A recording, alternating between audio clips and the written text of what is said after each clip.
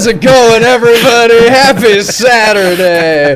That was all the wrong buttons. I don't know. Just hit buttons till it works. Just do it. Happy Saturday. We're talking about Bethesda. I'm Deus. I'm Rage. And I'm Pseudo. I And need today- more lighting. Today we talk about a video game company. Yep. Not actually video games, although video games will come up. But we're talking about specifically a company that makes and publishes them. Video games will most certainly be a piece of it. And hey, Rubido, hey, Board, hey, Pookie, hey, Lurkers, to get that out of the way. Get that out of the way. So before we start, does anybody want to say anything about Bethesda in the chat? Does anybody want to try to defend them? There's going to be opinions today. Oh, yes. Oh, boy. It is an opinionated panel. Who's Bethesda? I don't know. I hear they make buggy games, though. Yeah, we should probably actually, for people who somehow haven't heard of Bethesda, still at least explain who and what they are and what they've done and a bit of their history. Sure. Yeah, that would be fair. All right, I will go from the best of my knowledge from the beginning. They're fairly old. I think they started off as ZeniMax. Someone correct me if I'm wrong. I know they own ZeniMax. I didn't know that they started out as ZeniMax. Because ZeniMax... Other way around, actually. ZeniMax is the parent company. Oh, are they? And then there's Bethesda Game Development Studios and Bethesda Publishing. Yeah, I knew that. Which are sub-brands of ZeniMax. You know what's interesting? ZeniMax can actually make a good game. Could. Have in the past. ESO, Elder Scrolls Online, when ZeniMax took it over and made it right, is actually a good game. Like, actually. It's a casual game, but it's actually a good game. I've played it a significant amount. I cannot comment on it because I had no interest in it, so I didn't play it. It being an MMO, I absolutely jumped in and played it. I have to play every MMO. There was a point where I'm like, there's no good MMOs, and I've got this crazy MMO craving I need to satiate. So I jumped in. And it turns out, it was okay. It was pretty good. I always wondered about that one. I know I got hated on pretty hard from the start, but it seems to be, well, the original one, redemption. Yeah, the original one was Bethesda, right? Hey, Rift Kick. Yeah, I played it at launch. The original one was Bethesda. It was ass. Bland game. You touch the water, you die. What?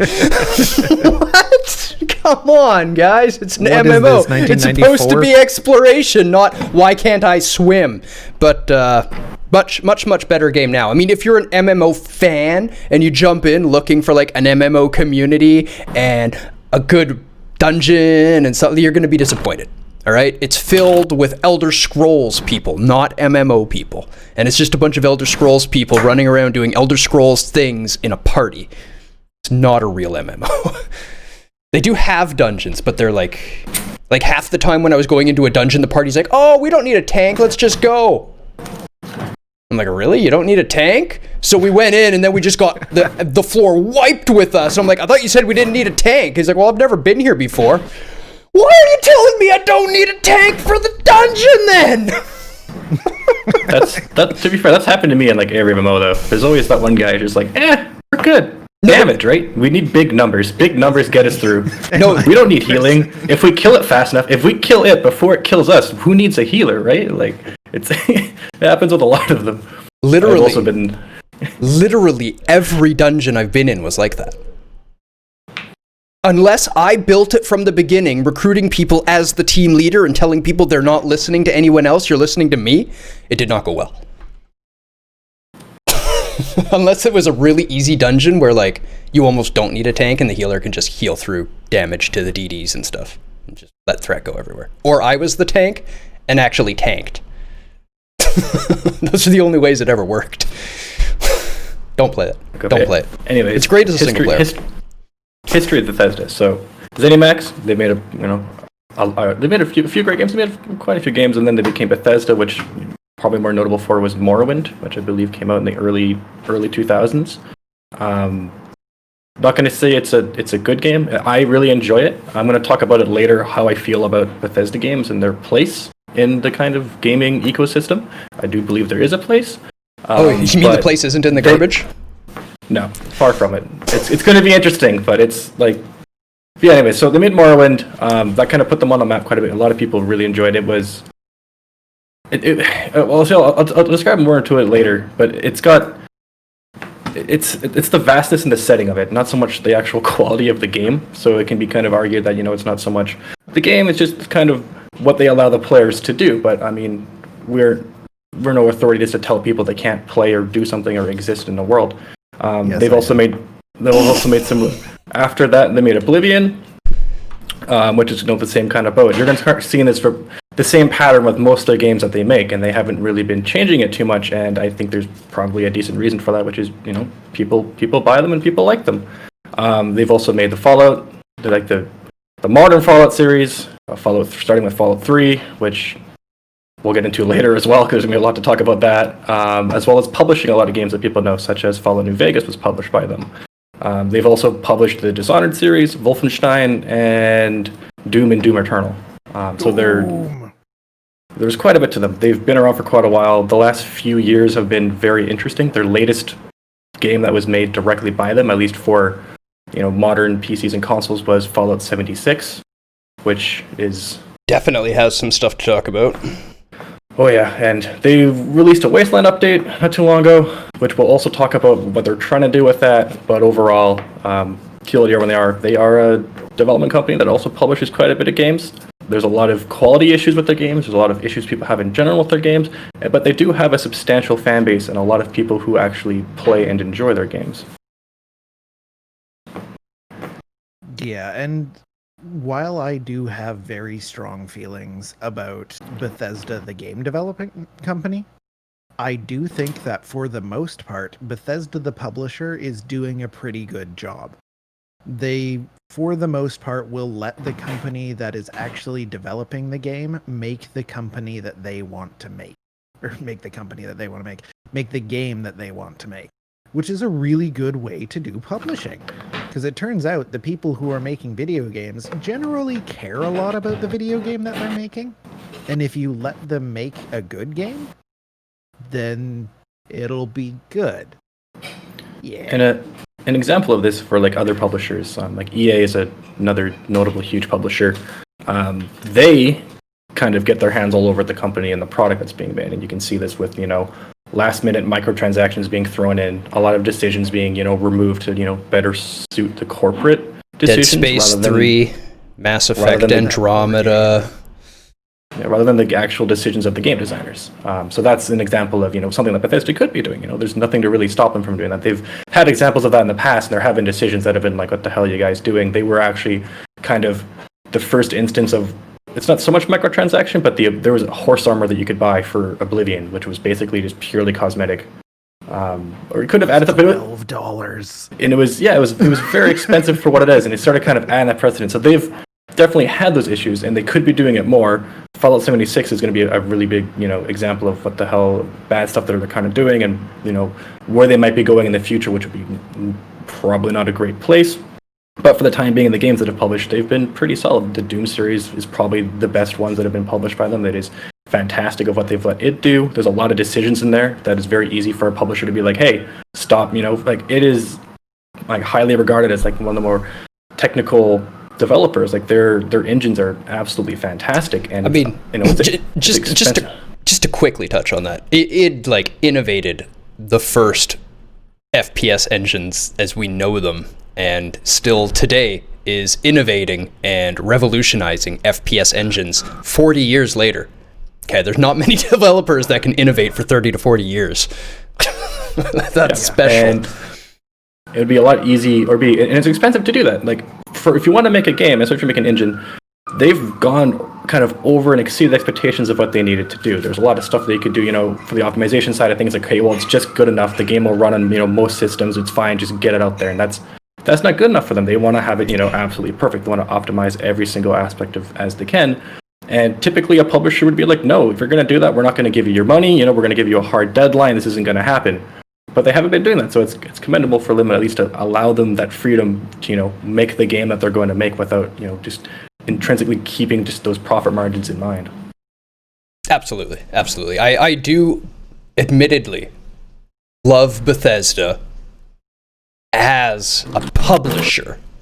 Many of the games they've published I've played and loved.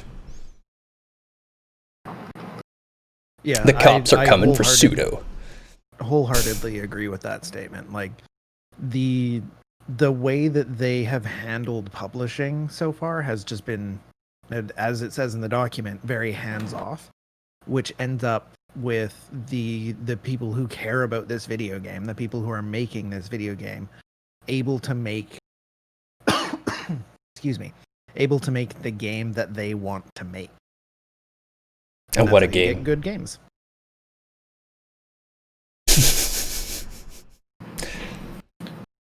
On the publisher side, they've been good. They've definitely still had their issues, and they still publish their own games. But at least for the time being, it's been fine. I am a little worried with Fallout 76 and the kind of precedent that they sent with that. I can defend a few of their games, but that game is borderline. It'd be very hard for me to defend 76. It'd be very hard for me to think of many positive things. They've done a lot of work, and Wasteland Update has changed quite a bit, and they are trying to redeem it. But at the same time, there's a lot of other stuff that's going on that is, it doesn't seem like it's for like the best intentions. And I guess I'll just break this down right now. So for people who don't know Fallout 76, it is basically an MMO version of the Fallout series. When it was announced after Fallout 4, it was very hyped. There's still a lot of people who absolutely love the Fallout series and would love the chance to play with their friends. It's always been kind of a single player experience, which is fine. I'm not sure I really agree with the MMO aspect of it.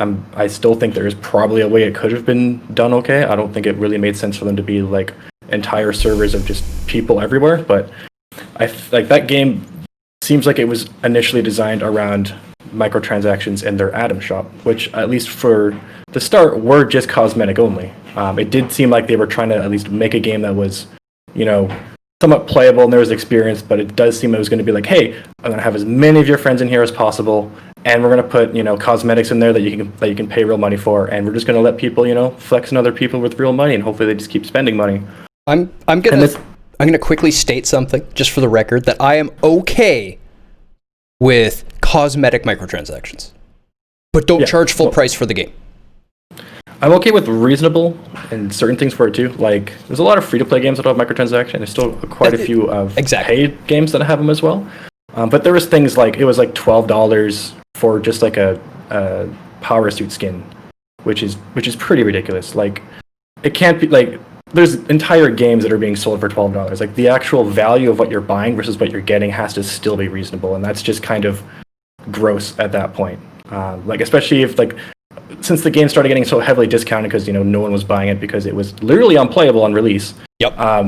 The game itself was cheaper than a lot of the skins you could buy in the stores for a while there, and it was like, there's a lot of free-to-play games that have that too. I think I can't remember how much. It's been a while since I bought a League of Legends skin, but they're still around like $5. I think the premium ones can go up to like 10 and stuff like that, but you're still getting quite a bit of value for that stuff. And they put a lot of effort into the premium ones, especially since it is a free-to-play game, and then that's kind of a whole kind of crux to it as well, where this does just have weird feelings about it, because there was just so much stuff in that store that was just little small knick-knack stuff that, probably doesn't take that whole much effort, and here they are costing $5 to $10. Another part of a little nick, not something that's actually like meaningful. Yeah, like if it's a $12 skin, it better be super flashy. They put a lot of animation effort into it, not just like, oh, we got a texture painter to recolor the existing skin, but now it's blue. Yeah. Or we took an existing asset from Fallout 4, the mailman outfit, and we imported it using because it's the same engine. Now it's in this game, but now you have to pay $10 for it, even though this was created for a completely different game that you've paid for. It's stuff like that. It's just it's not great. It's greasy. I'm gonna say it's just wrong. Like, they shouldn't do that. I'm 100% with you. 100% with you. And on that note, I am okay with if you're paying $10-12 for a skin. If it's in an MMO that you're playing, If it's like, covers your whole body or a really, really nice mount that you really want that you're going to use, if it's an MMO, you're probably playing it lots. And if I see that mount for like 3 or 4 hours a day because I bought it and I'm using it that often, I think it's worth the $10. Yeah, if I really, really liked it and I'm using it that much, then sure. Yeah, I should also reiterate, I'm not against anyone paying that much money for it. I'm not going to tell people how to spend their money. I'm more on the crux of, you shouldn't have to pay that much money for these things. Yeah. That's mostly where I'm coming from. I still think it's fine. Like I spend on microtransactions some questionable stuff. I like some weird flashy things myself. But overall, it's just, it's a weird precedent to set that it's like, okay, well now this, asset that has already existed in a separate game can be imported and resold for quite a bit more, which is just kind of weird and gross. But anyways, the precedent that I was talking about, how they're setting, how they are a publisher and the developer of this game, is that's the last thing they made, and it was very, microtransaction and profit, heavy. And well, we need something under the bad for this game. And here's the biggest takeaway I get. You want one? From Fallout 76. Fallout 76 is the bad. We need at least something under the bad for Fallout 76. It doesn't work. But my major thing on it is actually more how they covered the review process. Because they had a hot, buggy mess. They knew it was a hot, buggy mess before they started to pre-sell it. That's why they did not let anybody review it. And they came out with this ridiculous press statement letting everybody know that, hey, we're not sending this game out for early review because we don't want certain people in the community to have an advantage over others. That was their excuse. We all know that's bullshit. Every other MMO ever has done server wipes at the end of beta. Yeah, we all know that is bullshit completely. After the game launched and sold tons of copies as a hot, buggy mess, they looked at this and went, wow, that really worked. And they released another press statement saying, due to the success of the Fallout 76 launch, all future titles will follow the same structure. Basically, you guys bought our hot, buggy mess, so we're not going to let you test our games anymore. We're just going to keep selling you hot, buggy messes. As it turns out, if you just don't let people review things, then people won't know it's shit. Yeah, they kind of write off the hype. Every Bethesda game does get very hyped, and something I'm going to talk. Two things I want to talk about later as well is how critics and reviews factor into this, and just over the overall kind of general public of their fan base and the overhypeness of it, and kind of what that leads to and kind of what has happened from that. But yeah, as you were saying with 76, there was so many greasy things that happened. It was literally unplayable for many people at launch. They created their own launcher for it, so traditionally most of their games, would arrive on Steam and stuff like that, at least for PC. So basically what that allowed them to do there is, circumvent their refund process and kind of institute their own, which at first was available, and you could refund your game, if it wasn't working or within, I think, a couple hours of playtime. But then, word got out that they're issuing refunds, and then everyone, of course, wanted to refund their game, so they quickly, pulled the plug on that. And it's bad. It's a terrible precedent to set, denying people refunds after, trying to play their game for a while. There's a lot of issues of just like, as well as, I mean, I could have a whole talk on 76, and there's also already existing videos, but that basically, I can defend some of their stuff up until then, but that last game has me worried going forward. They're still working on, Elder Scrolls 6. At least for the time being, I'm more convinced that hopefully they've at least learned something, but I'm also just hopefully optimistic too much of the time anyways. But it's a bad sign. So anyways, taking before the shit show that was, 76, we can talk about Skyrim and the 12.3 release of that, because I think it's kind of important of what happens with this. There's more to talk about with 76, specifically relating to how Bethesda, the game developer, does business. The way that Fallout 76 was handled, regardless of the fact that it didn't work, regardless of the fact that it needed a new engine, regardless of the fact that this game was handled horribly as far as the actual release process goes. It is following a pattern that has been coined in other parts of the market, namely EA does this a lot, as games as a service. And it's starting to be a pattern that we're seeing by a lot of different game development studios and publishers that will roll out the smallest possible content release for the initial release of the game and say, look, guys, we swear it's going to be good eventually. We swear. We've got this roadmap that is probably going to get canceled within the next 3 months. And you see, like 9 months from now, you're going to have all this content and you're going to have all the things that we sold you, that we told you were going to be in the release game. It's going to happen then. I promise. And then it doesn't. It doesn't happen. Those roadmaps almost never come to fruition. There was another game, not by Bethesda, and I'm just going to use this as an allegory. What was it? The new mech EA game where you're flying around in the robo Anthem. suits. Yes, Anthem. That game is very similar in how 76 was released, in that it was also a games as a service game. They give you what is essentially a sandbox with the most bare bones content as possible. And they want you to buy that for full release price. You know what? We don't want full release price. We want you to buy the Ultimate Edition for almost double, if not more, of what the original release price of the base content of the game is, with the promise that eventually it'll be the game that we sold you. And we all know what happened with Anthem. The game is basically canceled. Like, there's nothing going on. Yeah.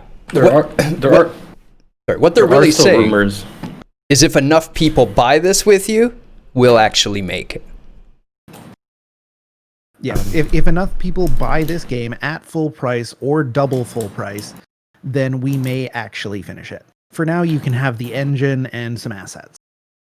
That is illegal, at least, and there is a sizable class action lawsuit against Bethesda for 76. I haven't checked to see how it is, and of course with typical legal matters it takes a long time, so hopefully they get what was they get what's deserved from them, and there's some sort of penalty to what happened. I'm not always hopeful regarding that aspect of things. Those things kind of just die down after a while, but at least legally speaking, they're not allowed to sell you an unfinished product and then promise to fix it up later after you've already paid for it.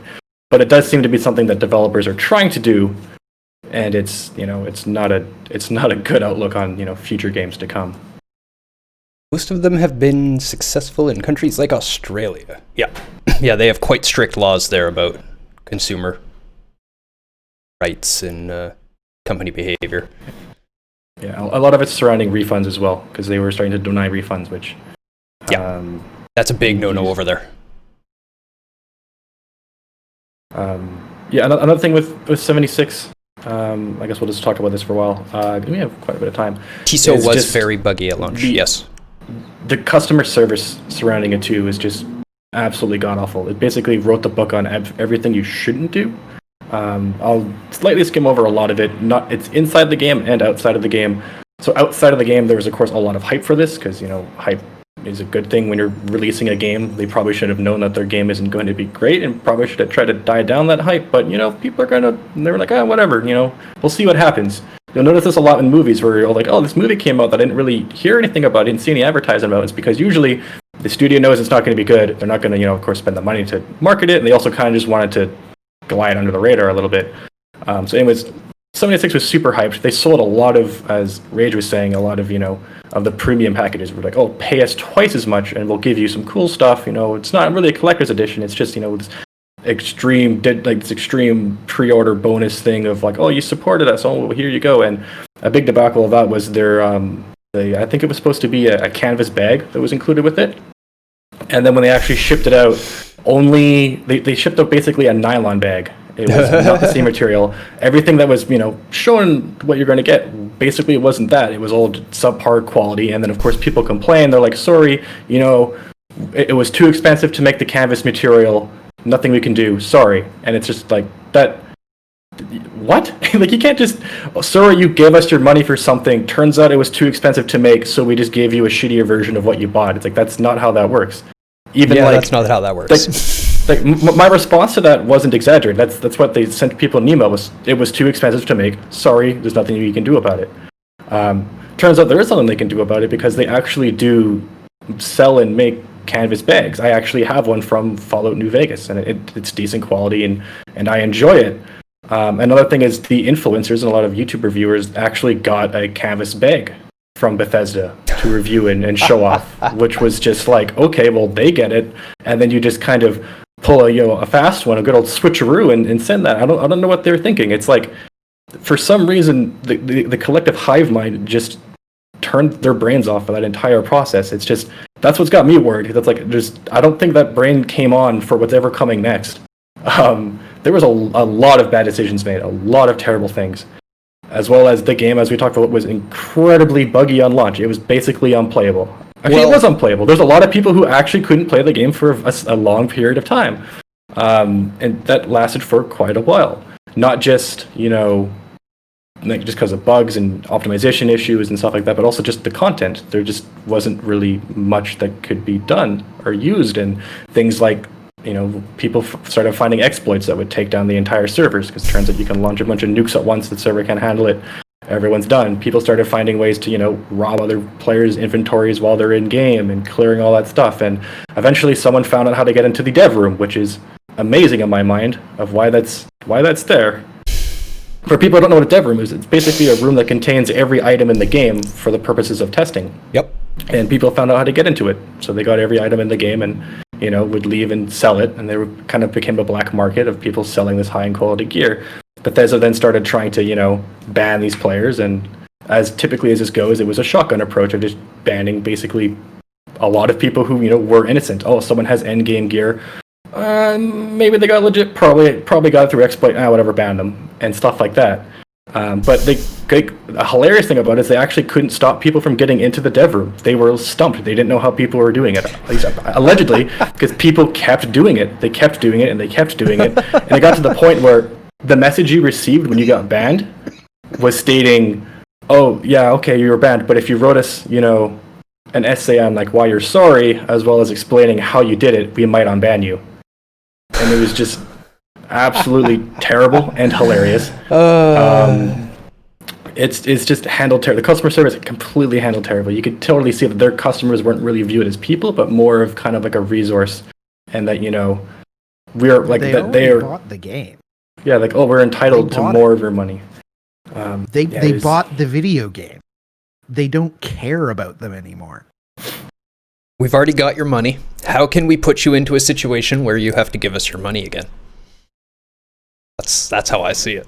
That's about it. So that's there's a whole lot. I haven't even I was pretty hyped when it was first announced, because that'd be cool, because I had a lot of my friends really enjoy even the modern Fallout series. They have their issues, but there's still a market for it. There's still a lot of people who play those things. Granted, it's not good. I'm not going to defend the quality of it, but I mean, to each their own, and people can have fun. We'll definitely get to that, but I wanted to add in, while you were talking about buggy at release, I couldn't finish Fallout 4 due to an endgame bug. It let me put a lot of hours into it, but I couldn't finish it. And I couldn't pass that return window. And I didn't finish Skyrim due to a memory leak bug at launch. So there was a quest where I had to fight like this open world fight, castle outdoors, lots of units and stuff running everywhere, but there was a memory leak, and there was so many units, and it wasn't dealing with it well enough that literally every 5 minutes I would crash. So I had like a timer going to start like auto-saving every few seconds after 4 minutes, so that and I did this for like 20 minutes and went, why am I playing this? And that was the end of it. Yeah, similar thing happened to me. I've put, I think, 60 hours into Skyrim, but I've never actually beat the main quest line, because I had it corrupt my save twice. And at that point, I just accepted that it's just not going to happen, and Yeah. never wanted to do the main quest line again. It's important to realize this, that this is this is not a new thing, because Fallout 76 isn't an anomaly, people. It's not an anomaly. It's not a surprise. No one was shocked when it was super buggy that was paying attention. It's been happening every single game they've made, and it's been getting worse and worse and worse. I'm terrified what comes out next. And yet people buy their video games. Why? I'm gonna get into that later. I don't think it's really always a bad thing. Like, a lot of games do have.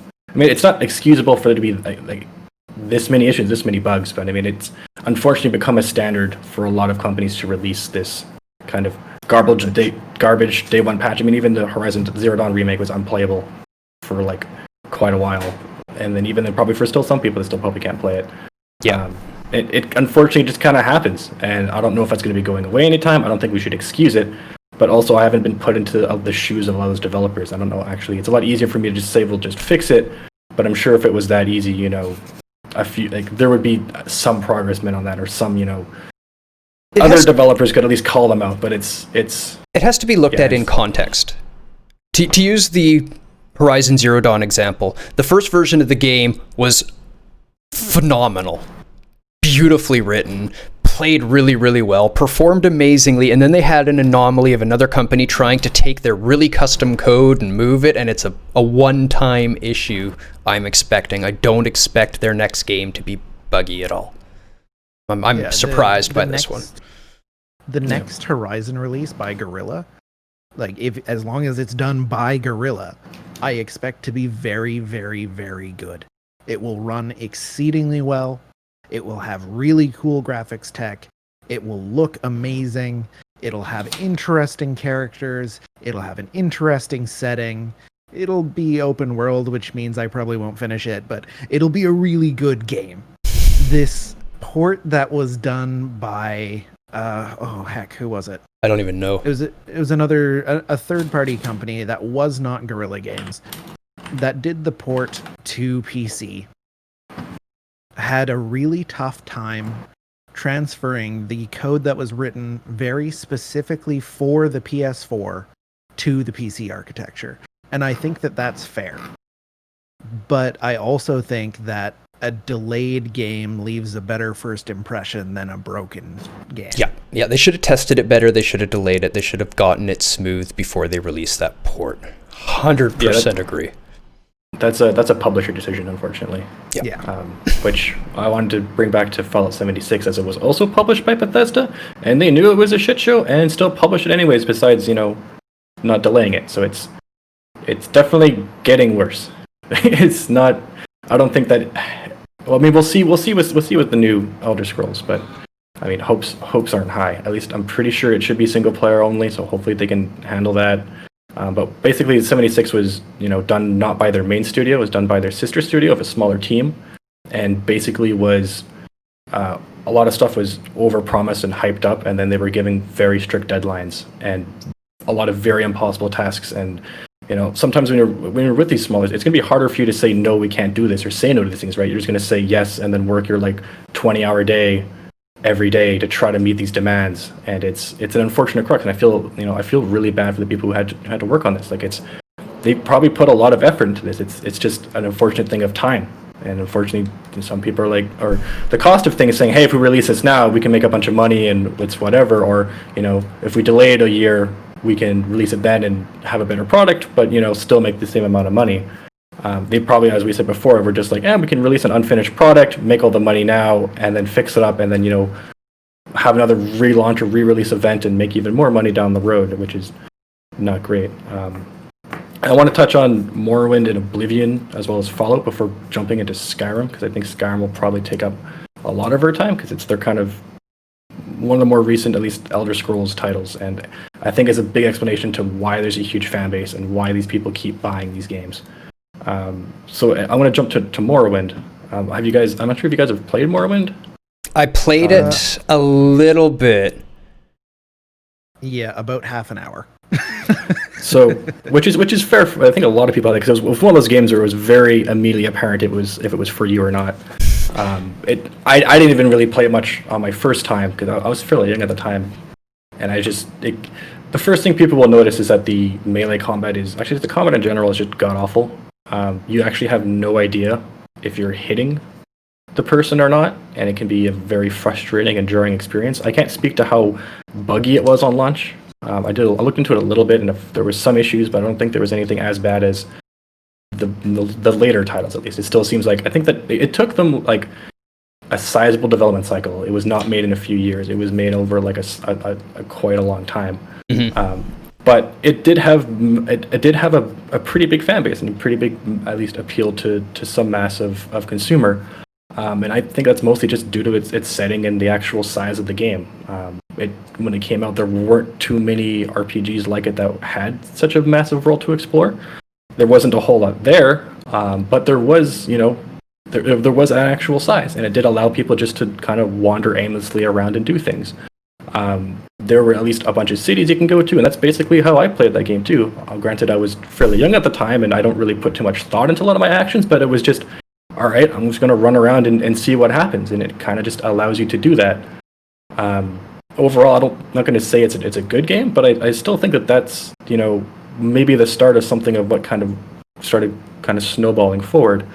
And then we get to Oblivion, which did launch with a shit ton of technical issues. I have been the unfortunate recipient of many of these. A running joke I like to do is that quad core was the Achilles heel of Bethesda for a long time. It just, for some reason, even up to New Vegas, if you had a quad core, it just couldn't do it. You had to get third-party patches for a while before they officially patched the game. It just would not run.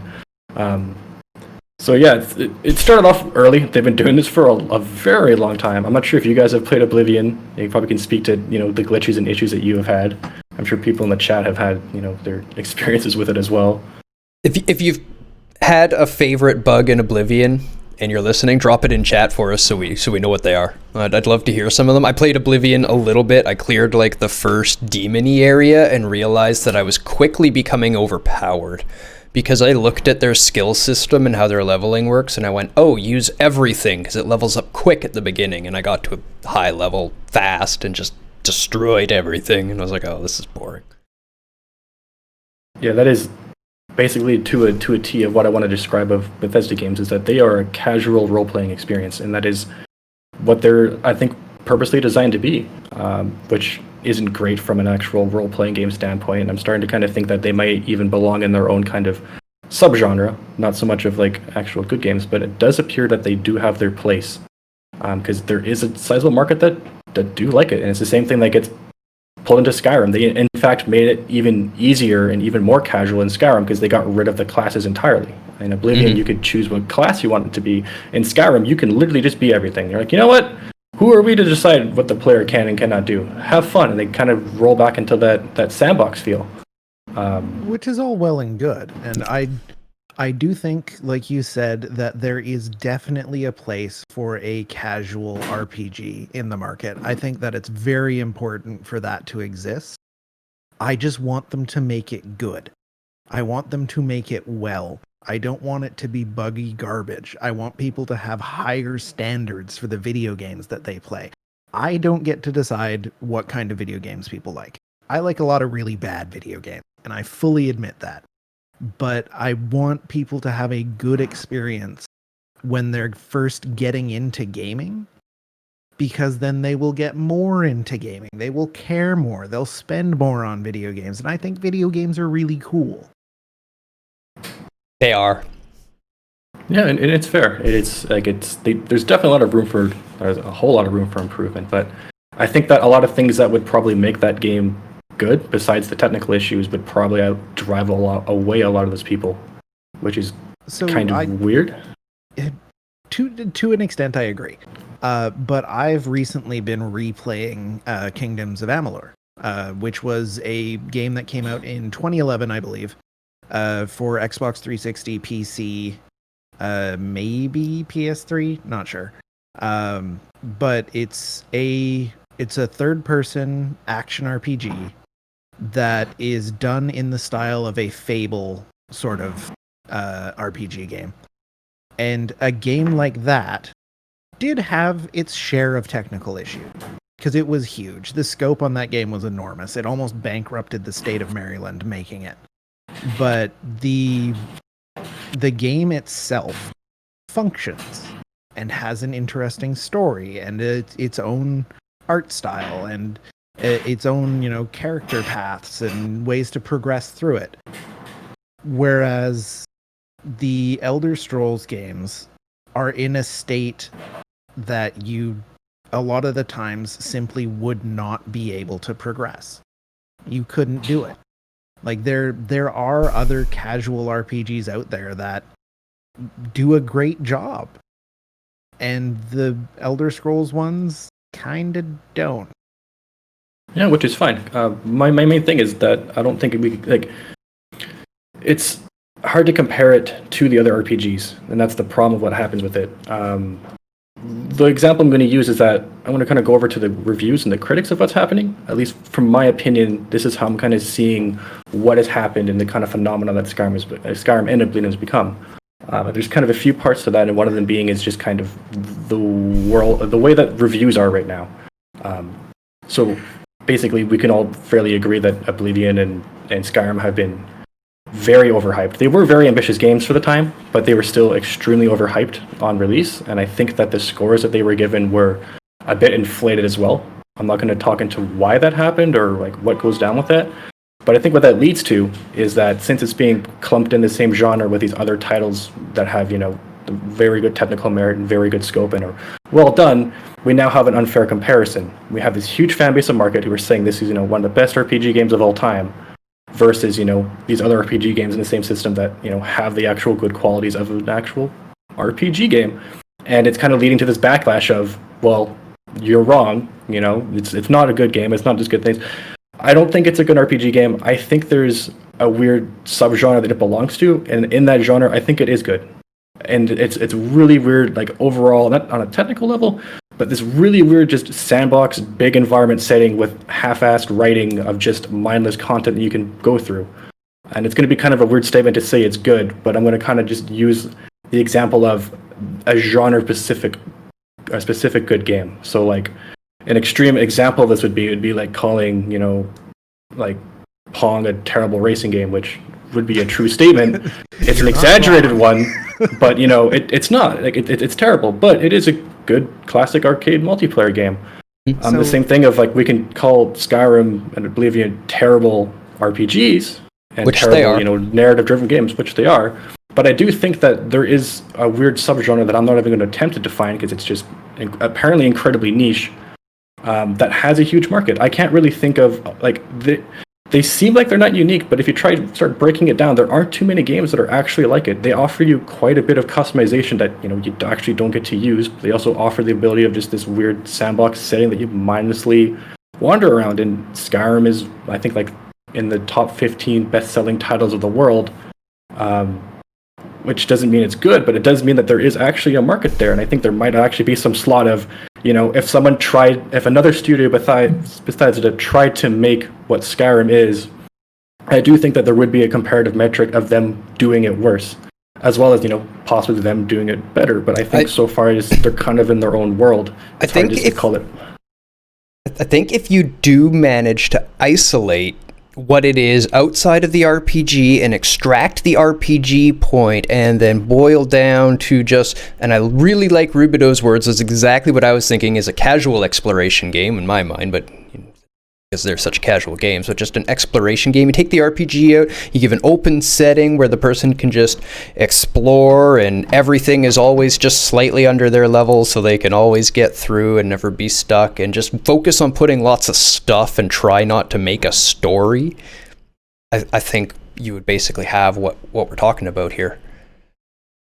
Yeah, that's, like I say, it's really weird, but that's, if you look at their games, that's what they make. That's been Morrowind, that's been Oblivion, that's been Fallout 3, that's been, basically almost what Fallout 4 was, that's been Skyrim, it's probably Elder Scrolls. They make that same game, and their sales have been going up. So there is a market for it. I don't think it's going to stop, because apparently there's a market of, like, I've bought, Morrowind, Oblivion, and Skyrim, and Fallout 3, and I've enjoyed these titles the same reason I brought up. It's just mindless exploration. I don't have to, think about anything too much. It's just... Oh, sorry, I just had your finger up, but yeah. It's all good. So I actually do think that you have a very good point here, as far as it being its own subgenre of games. And I think that there's a not directly like game genre related game that also fits into this game.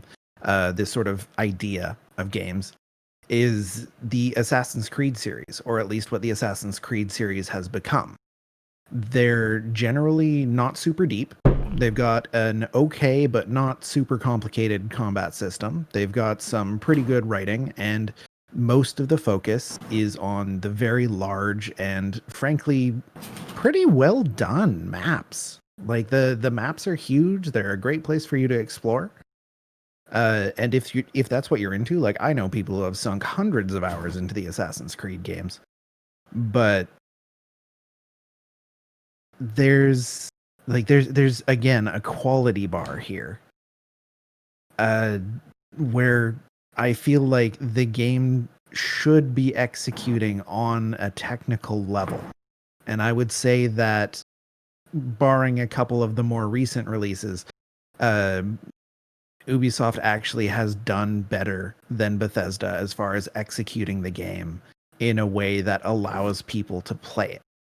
And I would say that Shadow of Mordor and Shadow of War also fit into this sort of exploration style game. Yeah, that's pretty close. I think Warner Brothers Games, was it the publisher or developer? I always mix up who developed them. I think they published. I think it was somebody else that made it. I don't think I agree on the Shadow of War.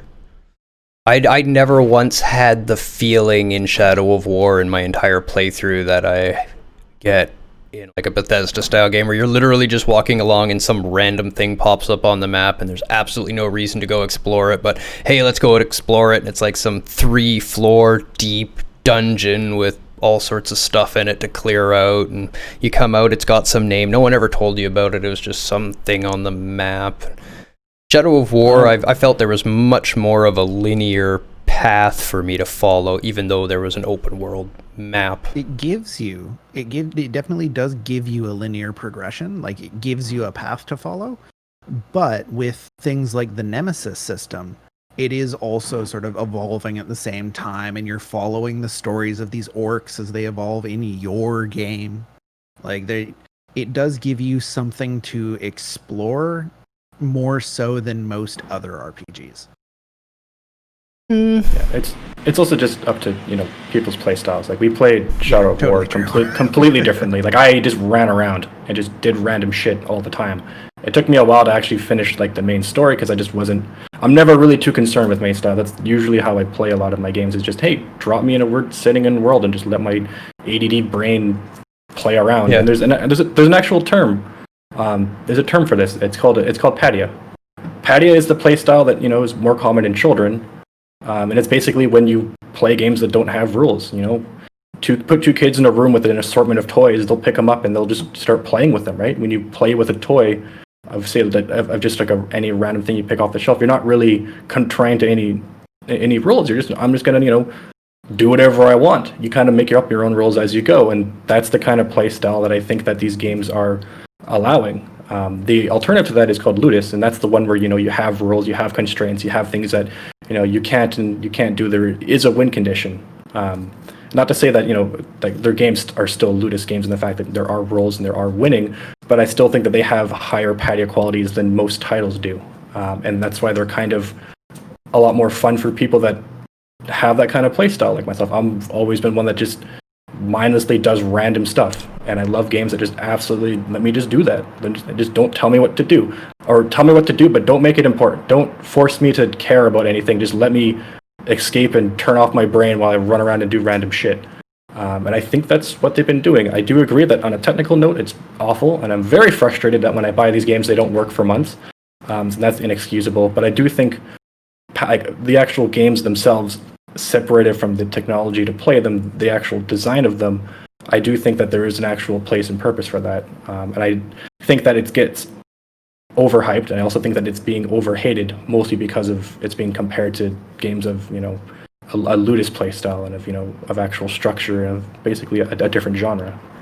Yeah, I completely agree. I don't think that there isn't a place for a game that suits that play style. Like GlenCon brings up another great example of free-form play, which is Minecraft. Yep. Or the original Fortnite game where it was a building game. Like that's another thing. But the issue that I take, and I think I've said that this a couple times now, is not one where I say that, this style of game should not be made. It's this style of game should be made better. Yep. I 100% agree with that. Better technical or better just because it's just a pretty broad statement. More well made. Yeah, it's one of those things where like work properly.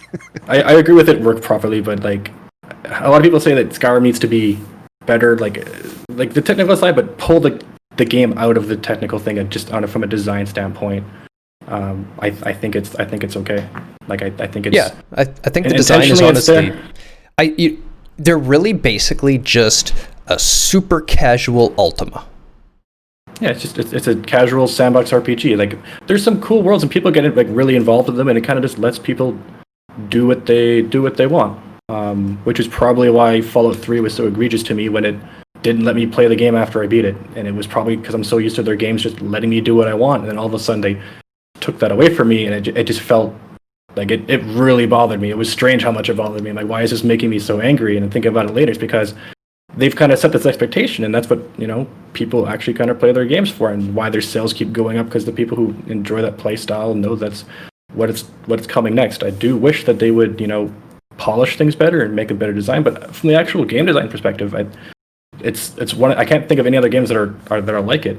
It's kind of strange. I spent hours trying to research it, and everything else is so much more structured. I don't even know if they've done it intentionally, which is the best part. I think they just accidentally stumbled into this like niche of just casual games, because they definitely are trying to make a very serious experience. They just somehow made this casual experience that everyone loves. I mean, I see a lot of similarities in their design to the old Fallout 1 and 2. A lot of roaming around, random stuff popping up as you go by. You explore it because it's there and you want to know what's going on, not because you've been told to go there. You were heading off somewhere on the other side of the map, but it's a long way away. I'll stop here, I'll get supplies, some random stuff's going to happen to me. I can interact with it if I want to, or I can keep going. Ultima was like that when you go way, way, way, way back. Like, a lot of people didn't like the Ultima game. I didn't like it really in those days. I was younger, and you basically dropped in. You're like, oh, I'm in a world. What should I do? What do you want me to do, game? They didn't want you to do anything. They didn't want you to do anything. You're just like, here's a world. Go explore it. That's the origins of CRPGs. That was the very first ones made. Yeah, so they're really going back to an old style. Just casual. That is why I will say that these are not games made for me, and I cannot judge the worth of the designs of them. Like it's something that when you drop me into a game that says, okay, do whatever you want, I say, sweet, I'm gonna go play a shooter instead. Because then it's like I really value the drive, the goal. I am very interested in getting to my goal, completing my objective. That's what I like to do.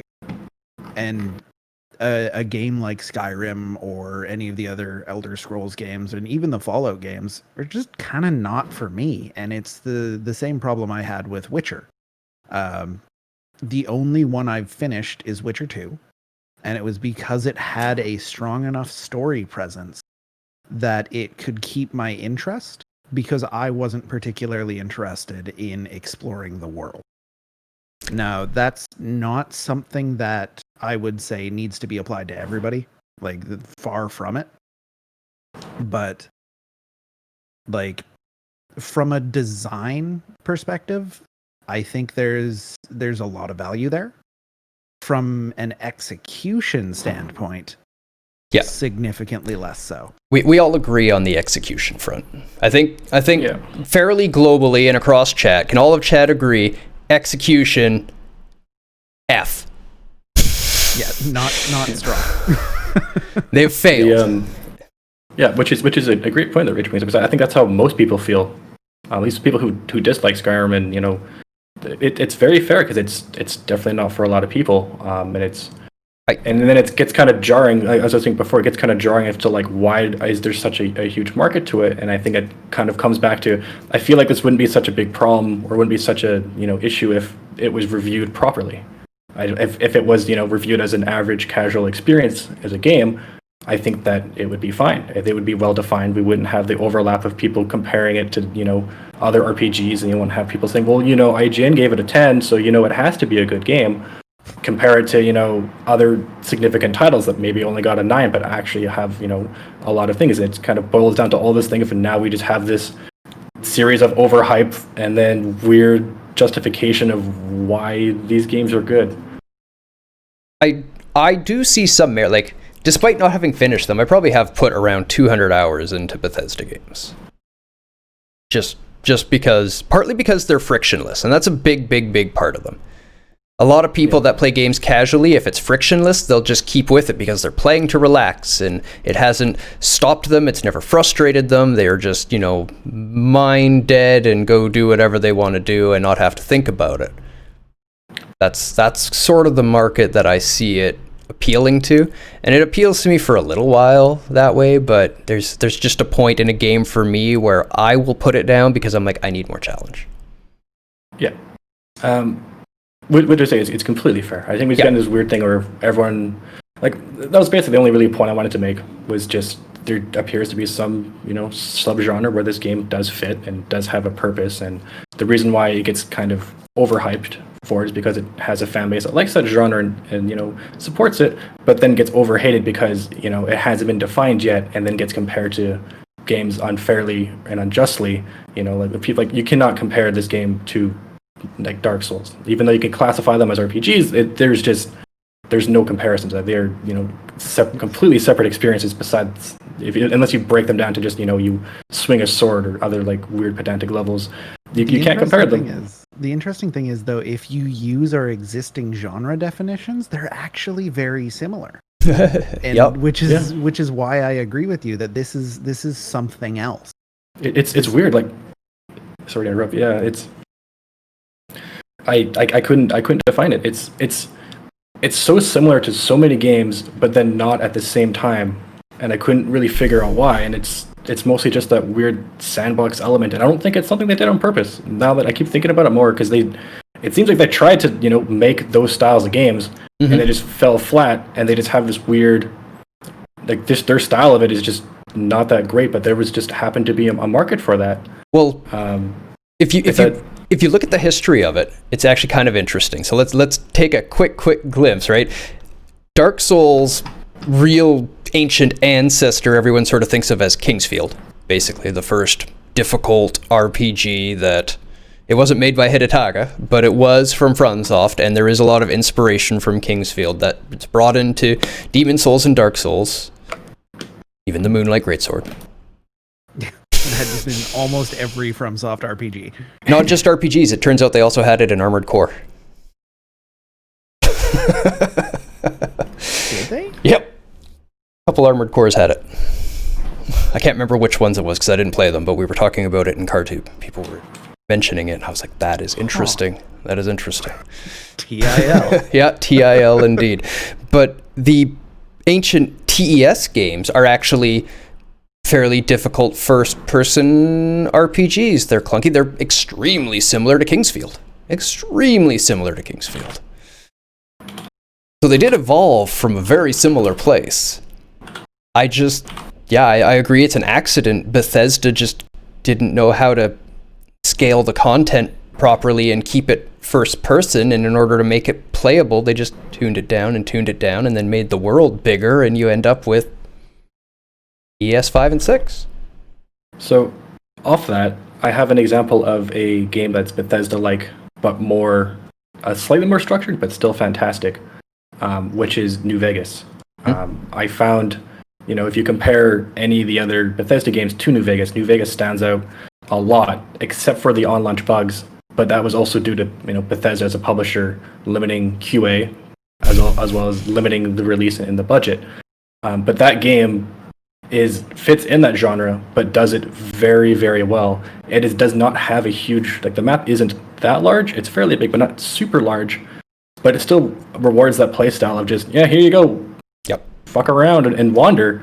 And it's one of my favorite games of all time. And I was trying to figure out why it was like that. And that gives me hope of, like, hey, there is actual games in this genre that can be good.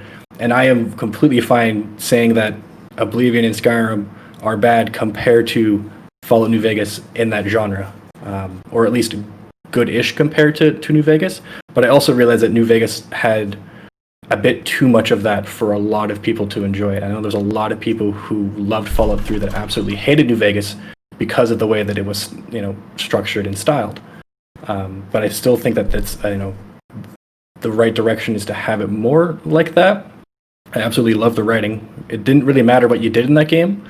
Your stats didn't really matter. You got companions that, kind of carried you through everything. It's a real casual experience. But the writing in that game was absolutely phenomenal. Like, it is, like, the charm it had was just fantastic, and it's so much playability. And I think that if Bethesda can actually stop trying to take themselves so seriously and, really banked on that charm, I think that that's what could make these games very good. And as long as they launch, technically speaking, like, I think that's fine. I think that's the main crux that they're missing.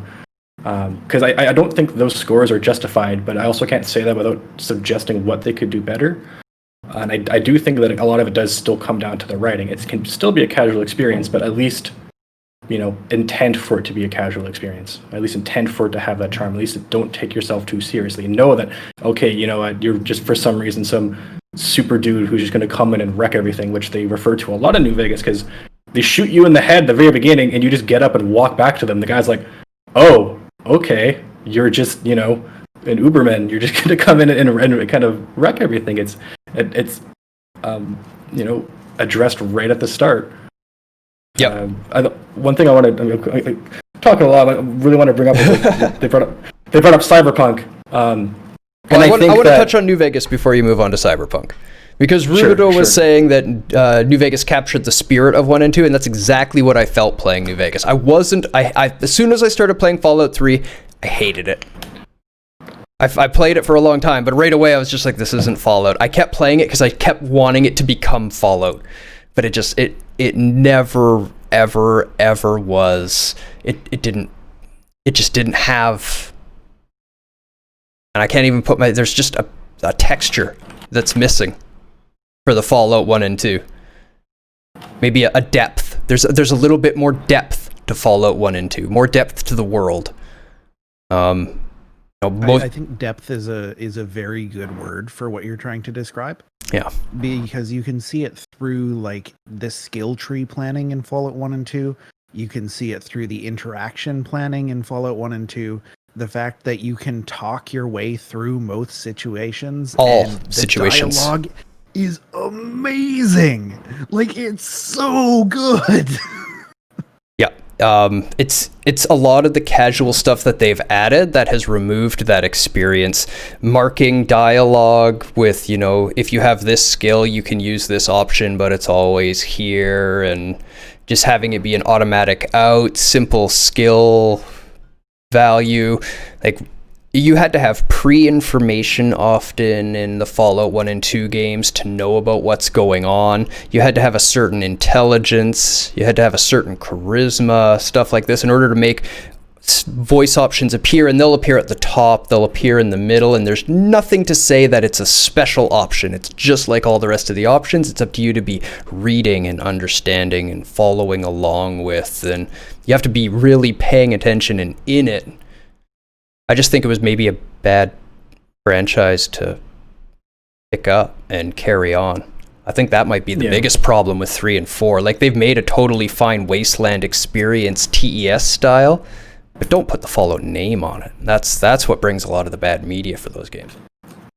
Yeah, which is fair. That is, from a lot of people's complaints on that game is that, when you sequel a game, it's going to have previous connotations to the quality and, what's going to be in the game. And you can make it clear that, there are sequels to games, or there are games and franchises that are nothing like it. Like, you can have Crash Bandicoot and you can have Crash Bandicoot Racing. Like, those are, one's a game with a skin on it. One doesn't have a number, though. Yeah, and that's the thing. That's the difference.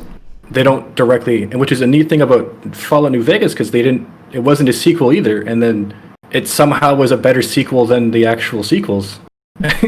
But I think a thing you brought up, I think, is it's the depth. Like Fallout New Vegas has quite a bit of depth for it, and they brought back, hidden dialogue. If you gave yourself an intelligence of 1, you just have the most amazing dialogue all the time. You just so kind of grunt and plunge your way through. And same with if you have high charisma, there's just a bunch of hidden depth stuff that rewards you, and it captured that same charm.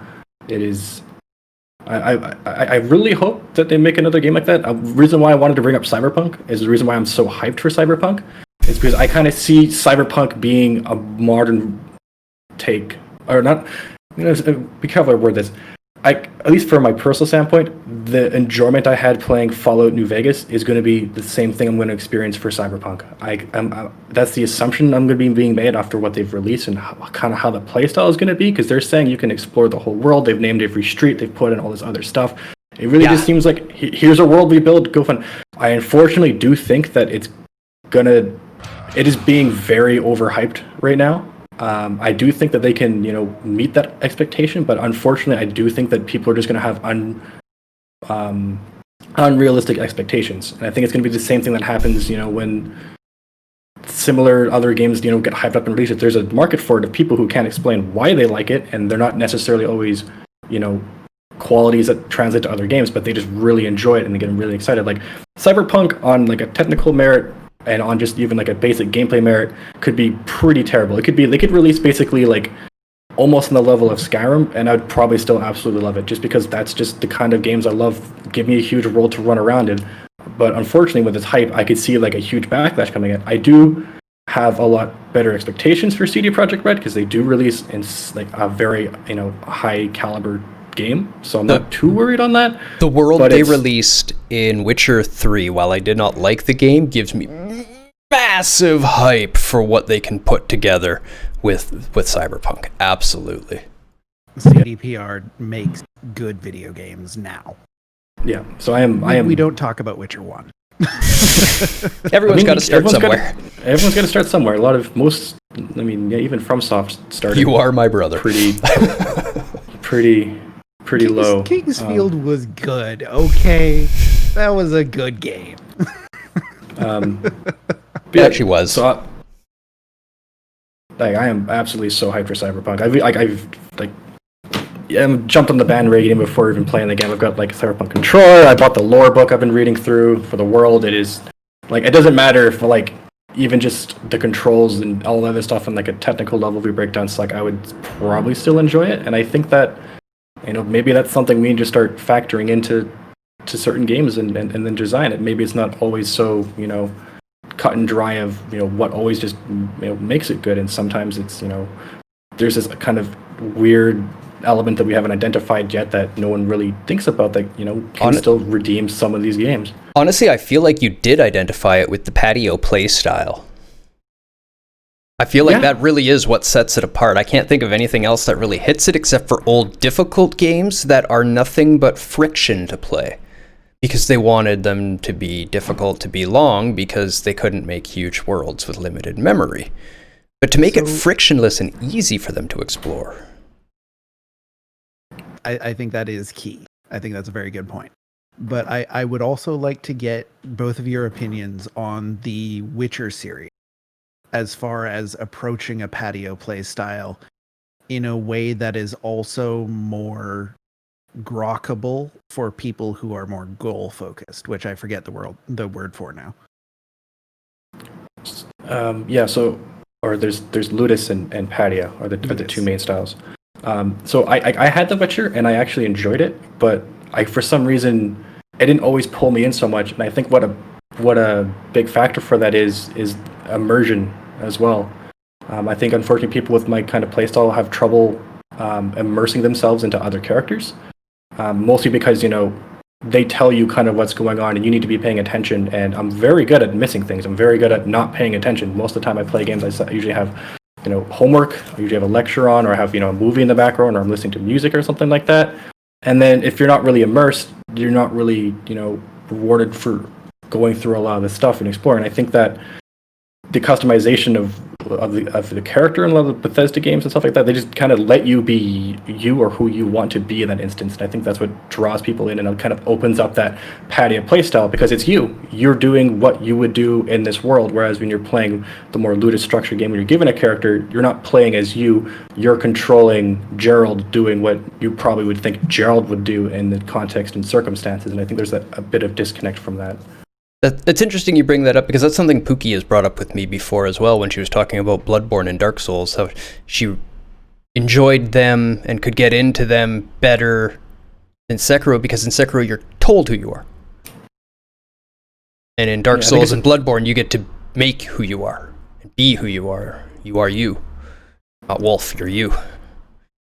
Yeah, and it's like that's not a good or bad thing. I think there's completely different, at least narrative styles. Well, not completely different, but I think it boils down to more that Ludus and Padia, right? That being able to fully customize yourself is more Padia. It's more, there's no real rule. It doesn't tell you what you can or cannot create. You just make whatever you want. You can make your guy completely troll ugly with the most hilarious face and nose, or you could try to create yourself, and that experience will probably still be as immersible either way. And then besides, when you're given a character to play, then you're, the decisions you make and the actions that are happening around you are more of, they're happening to them and then you witness them rather than, you feel like they're happening to you.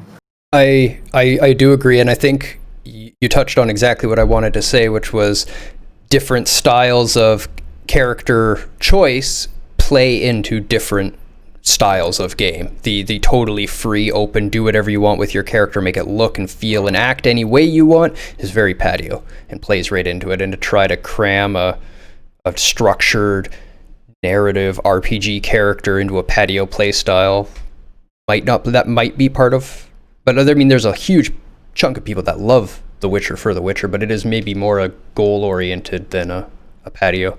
And I definitely felt I was more focused and targeted and directed when I played Witcher. It definitely leans more towards having goals, but I still wouldn't say that it's like a goal-oriented game. Like there's definitely a spectrum here. It's not binary, and I would say Witcher is somewhere in the middle. I think Witcher leads more towards goal-oriented, but still has the free form, whereas the other ones lean more away from the goal-oriented than it does. Yeah, because there's a lot of freedom with the choices you make, and it still allows people to be their own version of Gerald, basically.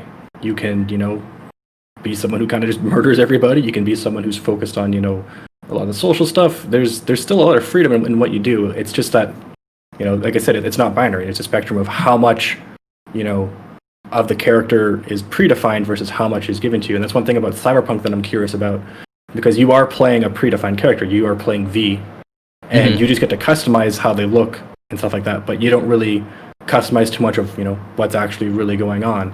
And the same can kind of be said, the next level further into Patio would be, what Skyrim and Oblivion are, where there is a still structured linear path you take, but, you can still choose your different race, your different class, completely customize them, and it's not really different from what you do there. They still give you that kind of freedom for that. I'm not saying it's better or worse, it's just that spectrum of, predefined character with some restraint versus just, all right, completely make whatever the hell you want and we'll just kind of slap you on like the rails and we'll go down that path and it should make sense.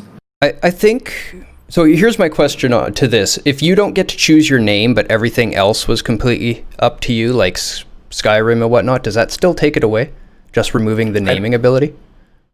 I don't know. That's what I'm going to see with because the next level of that would be, how would we really accomplish? I mean, you'd have to wait until like AI voice, basically, so that it could pronounce any name the person wants to put in and still have voice acting and everything working. Otherwise, that I think is one of the things that you see often in very freeform games, where you will have a title for the character. Yeah. You won't necessarily have a name, but you'll have a title, which allows people to do voice acting in a way that still makes sense, no matter what you call your character. Yeah, I was going to bring up, because Skyrim, they have, Dragonborn, and before then they have, Outsider, Outlander. They have, most of those games have that. They just call you general titles, or they don't address you by name, which I think it's fine. So it's going to be interesting to see. That's why I said, like, I don't know if a game that's kind of giving you that freedom of creativity on the character, but then still had their name and structure. and a bit of their background, as Cyberpunk's going to have. So, yes, super hyped for Cyberpunk.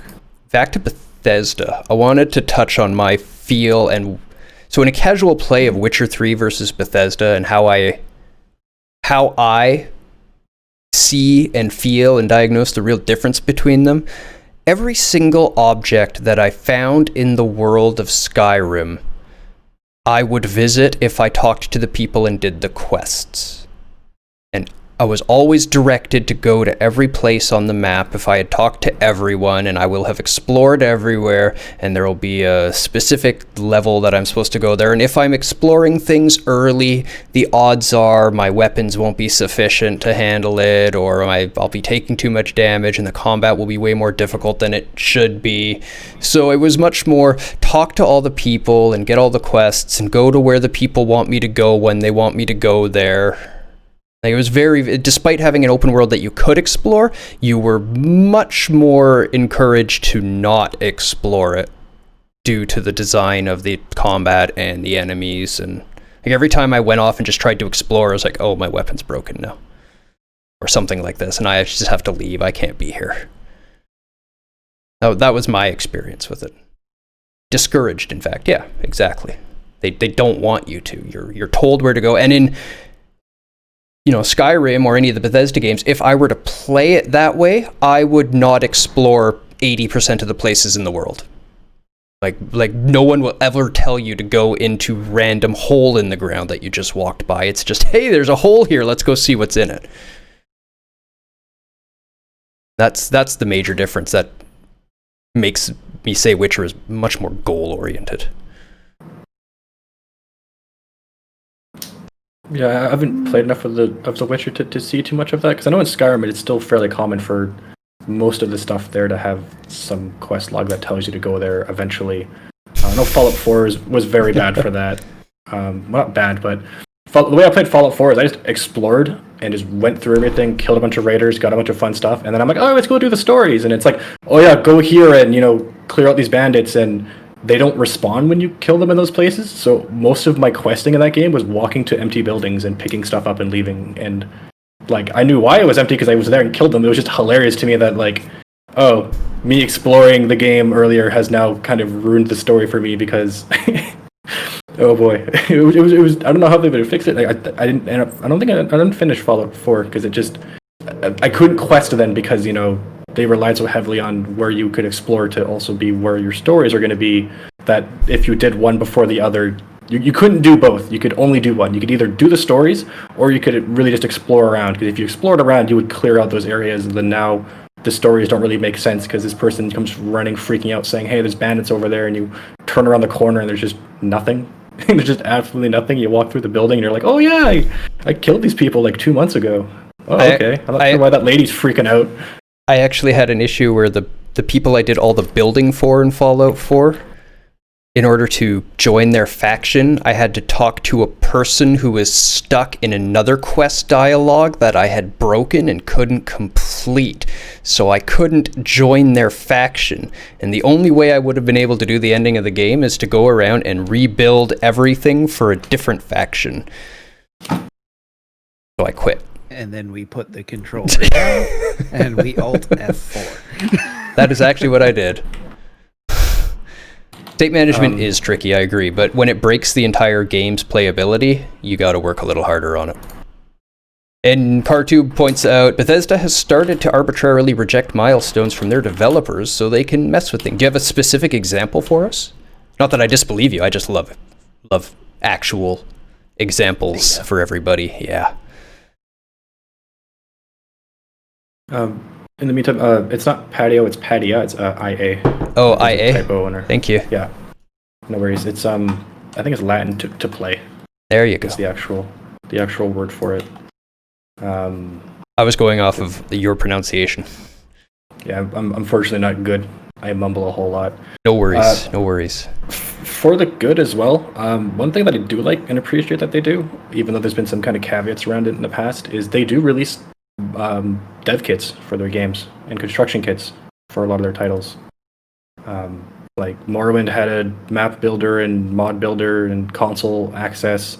Same with Oblivion, it released with construction think it was like Elder Scrolls Construction Site or something. I can't remember what it was called. And then of course Skyrim released with its SDK for the modding community with a workshop integration. There was some kind of shittiness that came around, the integration with the payment system for mods, which thankfully quickly went away. Though I do think that, modders should have an avenue to be supported, and unfortunately they won't be able to do it unless something official is set up. But I do think that I do at least commend them for at least still doing that, and at least releasing, their creation kits. They of course probably couldn't do that with 76 with it being an MMO. But at least for their other titles, they released, the ability, they open it up for modding, and maybe sometimes they kind of fall in the crux of we can make a half-assed game and the modders will fix it. And that's a terrible habit. Been the case. Yeah, and we could all agree on. In the past. But at the same time, I agree with where Pseudo's going here. They release very comprehensive, strong dev kits, much more so than most games, and they are one of the best for modding and dev kits. Which again sort of plays into the whole Pedia thing, where they give you an option to do whatever you want. You can play totally freeform. Yep. Which is great. Like, hey, we've given you as there's many a reason things. Why Minecraft is so popular. Yes, yes. It's the same approach. If we've given you as much as we can for you to do, now if we've left anything out, here you go. Yeah, Minecraft's a really good example of just that Padia system. Like, Minecraft isn't really that fantastic of a game, especially way back in the day. I stumbled upon, I think it was an alpha. When I was thinking, it was written in Java, and it ran terribly, and there was not much. It ran to like do. Java. Well, there was not much to do back then. There was, but it was still fun, and everyone played. And now I think it's the best-selling game of all time now. So I think second best-selling game of all time. What's the best? Tetris. Tetris. Yeah. Well, I think it's the best-selling single release title. Because I don't know if a single copy of or a single version of Tetris has outsold it. But anyways, regardless, a lot of people bought and play that game, and it doesn't have any real rules at all. There's been, of course, now game modes and mods have been added to it, but its original structure was just Padia, just completely whatever you feel like you're doing. And apparently there's a massive market for this, and apparently I'm not sure if I'm not going to say it's untapped, but it seems to be concentrated to only a few titles, because the ones that have them, even though they're not great games, like on a technical note or even like a design standpoint, are selling massively. Oh yeah, for sure. And they're really hitting that freeform play style, and that is what's doing it. Because there's not a lot of other games out there that do that anymore. Everybody has become so focused on, telling a story, exposing a narrative. And I think that's one of the things that Dark Souls hits very well, is that it does have a narrative, it does have a story, it does have a succession of things that you're supposed to do, but it is very freeform about how you do them. Mm-hmm. There's very few mandatory things in the game overall, and the order in which you do them plays absolutely no bearing on the game at all. I think the main difference from that then would just be the friction. Yeah, because it is fairly difficult, and it rewards you for putting in that effort, which is going to turn away.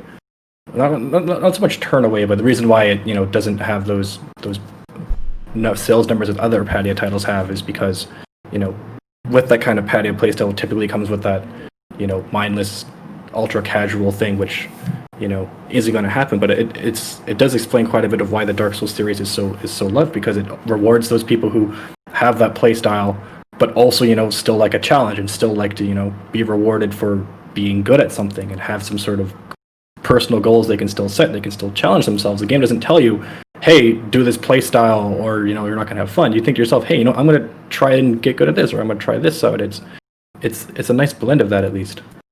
Or if you're a player like me, you can basically treat it like a boss rush and just run to the different boss fights. Yeah. Yep. Or you can meticulously work your way through the environments and find and kill and collect everything like me. I think different ways of approaching it. I think breaking down, or maybe like this would be something I could probably do for another panel, but like trying to explain or analyze the Padia playstyle and its place among the different genres, because I think it's something that maybe people aren't too aware of that it's even there. Well, this whole talk is reminding me of how we previously bashed Bethesda when we were talking about their big expensive games being nothing more than a $30 sandbox game with a $20 RPG story taped to it. Not a big grand game. The game itself is, the Padia part of it is huge, which is great, and that's maybe more what we should be looking at. And that's really what we just said. You know, all the sandbox games are like that. The problem is a lot of those are very friction based, like Kenshi and RimWorld and stuff like that. So while I agree that we do need to encourage and acknowledge the Padia playstyle more, the maps are empty. They're empty. They're huge, but they're empty. Put stuff in it. Make it worth the money. Yeah, well, that's just kind of the unfortunate thing for that playstyle, is that's just what it ends up being. Mm-hmm. You just need that blanket emptiness, because then it makes, when you find something, it makes it just a bit more. I actually agree with Pseudo here. I think it's just not a game for you. Yeah, open world is a very difficult genre because open worldness is the point of it. It's supposed to be empty. There's not supposed to be something every second, because if there is a lot of stuff, it can get not really overwhelming, but it loses its importance. If you wander around for like half an hour to an hour and don't see anything, but then, you know, 10 minutes later there's something going on, that has a lot more importance than, you know, finding something every 5 minutes. That's definitely not enjoyable for a lot of people. I understand that, including, you know, myself. Sometimes it can get a bit boring, but that's kind of that Padia playstyle. If you don't have the intention of finding anything, I'm going to go this way, and that's where it ends. I'm going to go this way, and what happens. And that's totally valid. But why make people walk for 20 minutes? No, I agree 20 minutes is too much, but that's older games. That doesn't happen anymore. 4 or 5 minutes nowadays, max. If we take a look at Cyberpunk and what we know of it so far, one of the big things that CD Projekt Red has been showing off is their crowd technology. They make the world feel inhabited. They're not necessarily doing anything. You don't necessarily interact with them, but it feels like a world. You feel like you're in a city. It's not just the traditional RPG problem of there's a city in your RPG and there's like 12 people in it and that's it. To be fair, we haven't, like, they're making new tech to do this. We're just reaching the points of being able to do a big city on this sort of a scale, in this sort of a depth. I don't think it was possible before. The medieval fantasy settings, when people were more sparsely populated and you run into the odd bandits and people riding horses here and there, was just doable. But I did want to touch on GlenCon's note of repetitive, because that is key. It can't be repetitive. Watching Val, who's in chat and can definitely touch on this with me, play whatever, Gone something, or Days Gone. That was it, on the PS4. Literally every single time he left a base, somebody would radio him with a quest. Every single time, to the point where as he's leaving the base, he's going to be like, okay, I'm going to get a call now, and then like within a couple seconds of saying it, someone would call him and tell him to come back and get a quest. The same thing happened in Fallout 4, and it annoyed the hell out of people with this settlement's under attack. This settlement's under attack. This settlement's under attack.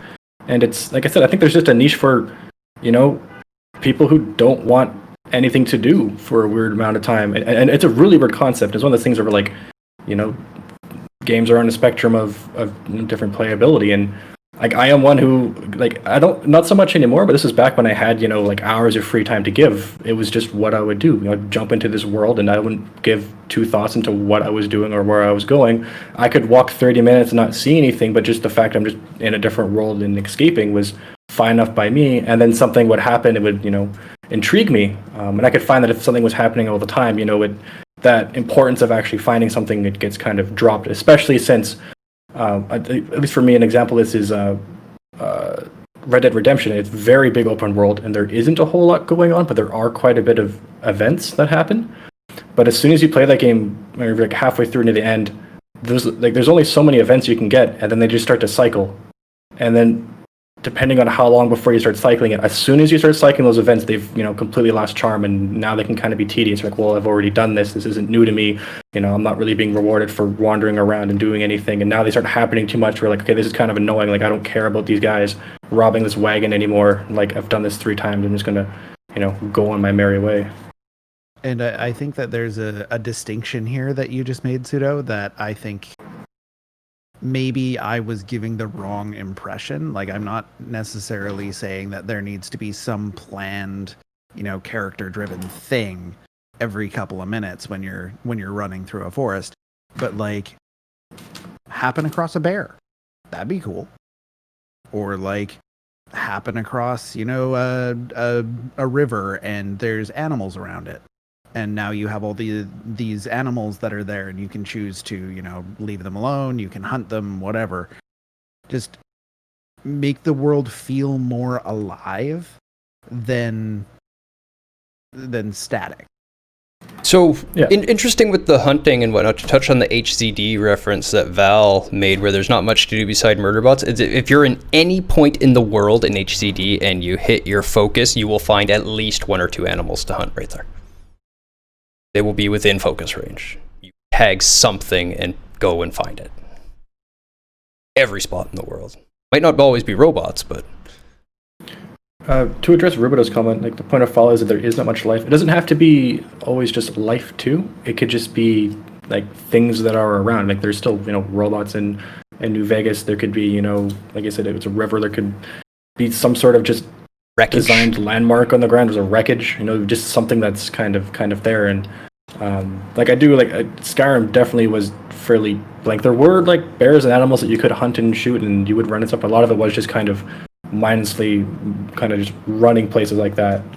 And like I said, like New Vegas has more life, and they also added the Sunset Sarsaparilla bottle caps, which kind of rewarded you from just aimlessly going around places because you would happen to find these and stuff like that, which I thought was really cool. But there's definitely a big spectrum. It's definitely also down to people's preferences. Like 10 years ago, I loved games that didn't give me a whole lot to do, let me just run around and do weird shit. Nowadays, I need more structure and more stuff to do because I only have like half an hour to play. And if my half an hour is a walking simulator, I'm not really, I could be doing something else. So it's definitely, from person to person, but it was something I wasn't even fully aware of that, that patio play style and the kind of scale and spectrum that's it. It's an actual part of a lot of games that I think it just goes unnoticed. Yeah, I think it was really good to touch on that point. It does help put their games in perspective, for sure. Yeah. Like I said, I wasn't quick to rush to defend them not being good. I'm also not quick. Like I said, but I also want to point out that like it's not just like when people say it's bad. It's like besides the technical things, I think it's overhyped, and I think if we identify that that's a patio play style, it's a lot harder just to call it bad because it's a play style intention of just being open and pointless. Here's my takeaway on the defining of it and the recognizing of it is that if we understand what makes their games special and makes their games sell well, then other developers can understand what it is that makes their games sell well and bring some actual challenge to that style and force people to write games well and make them work because there's other options for them to buy. I'm so stoked for Cyberpunk. It's gonna be so good. If that's what, because that's what they've been hinting at, that it's going to have that free patio playstyle. So it might be, I wouldn't put it past them if they found out that niche, being like, why does this game sell so much? Why does Minecraft sell so much? CDPR is smart. They're smart. Given these huge worlds to explore, right? Maybe not the creative crafting that Minecraft has. Maybe not this full kind of weird medieval stuff that Skyrim has. But it's you identify below it. It's just that people just kind of want to do their own thing sometimes, and there's that market. So I feel like they could actually open it up to hopefully both. That seems like it'd be super ambitious, but like my hope would be if somehow they could. I have no idea if that would even be possible to somehow have, you know, a structured game and that Padia play style, unless it could have like. I think if anybody can do it, it is CDPR. I agree. They're the ones to tackle this. Yeah, it would just, on like a main story level, it can get kind of difficult because with the freedom that you have to be able to do that. But that's what games like Fallout had when, you know, you had the option to kill everyone. You can do that, and you won't, you know, beat the game because you can kill someone early that, you know, is vital for a certain ending. But if they open it up to, you know, multiple different endings depending on what happens, then you can have both playstyles. You can have, you know, the one that follows the rules and, you know, these are important people and I can identify them as such. Like most games, unfortunately, break that immersion when that happens. I think Morrowind. Sorry, opening the scale of the game up to grand cyberpunk city size with massive districts, huge populations, it makes it much, much easier to provide the Padia playstyle within the world without directly impacting this line of events accidentally, to the point where you can even have the key people be in, you know, their offices, buildings, places away they can't be found yet. They can easily call you. You've got the tech for VR communication, for phone calls. It's easy to interact with the player from places that they can't easily access in the play field, where they can go and just have fun. There's also the Badlands, which I'm kind of stoked for. Everything around Night City is just one thing I also want to quickly touch on that I just thought about is games that just allow you to kill whoever or allow people to die that would usually be important. Dark so a big Souls. contrast to this is Dark Souls is a good one. I You found can out the kill hard way. You anyone. walk up to someone, you just kill everyone. Same with like the original Fallout series, I believe was like that. The New Vegas is like that. It'll warn you, I think, for certain people. I can't remember or not. Actually, I don't know if New Vegas. I think New Vegas just gives that freedom. I know Morrowind warns you if you attack someone. I'm sure New Vegas will just let you kill them. Yeah, I think New Vegas just lets you. Yeah, I think I think it warns you for house. But I don't know if it's a direct immersion breaking thing. I think it's heavily implied that if you run in there when you're in that room, that it'll fast forward the sequences of the game. I'm pretty sure it's just a dialogue. Yeah, like 90% sure. Yeah, Morrowind will just pop something up saying, "Hey, if you kill this guy, you can't finish the main quest," and then you hit OK and you can kill them, which, you know, breaks immersion. But I think that freedom that is given to be able to, you know, just, you know, if you want to kill that person, you can, or if there's something that leads to their death happens, then it can happen, rather than, you know, Oblivion in Skyrim where you can just obliterate someone who happens to be a main quest person, and instead of dying, they just fall down and start crawling for a little bit and then just get back up. I found that really frustrating in Fallout series. You're like, you get in a fight with someone and all of a sudden it's like, oh, turns out you're special and important, so now you just fall down and get right back up for a little bit, and now I'm screwed because I pissed you off in a town full of people who are also apparently important, who I actually can't kill and are just, you know, invincible now, and I'm gonna have a bad time. So here's a thought, and it makes me very excited for the future. Now that machine learning and AI is actually starting to be a thing, what if in the future we start seeing games where when you kill a quest NPC or somebody important to some storyline, you start to see other characters come in and sort of fill that place, just like it would in the real world. Like, you kill the leader of a gang, say, like a gang of bandits. They say they're, I don't know, just let's go back to medieval. Some bandits, you kill their leader, they scatter, blah, blah, blah. And then after a certain amount of time, they come back with a new leader. I think that could be really interesting. Yeah. I don't know if we're too far away from that. The only problem is it gets so hard with like narrative-driven stories. We'd have to get to the point where we're almost there now too, which is exciting, is where the AI writes the story. We're not quite there right now, but if it was no longer, because if it's if it's written by like, it'd be complicated depending on how, the importance factor, right? If you have these people still need to be dialogue performed for them, they need to have animations, need to have all this other stuff for them. We could reskin and map them, but then it's not really like you killed them, you just kind of killed that version of them, and then now a reskinned doppelganger shows up to take their place. But thinking about that, it will be possible someday to specify a world and specify game parameters, as well as specify a conflict, and then let the game and the machine itself play through it and deal with that, which I think could be super cool. And then if you've got a node graph of these different characters, and you start breaking the edges between them, and then allowing new edges to form, like you could get some really cool emergent gameplay.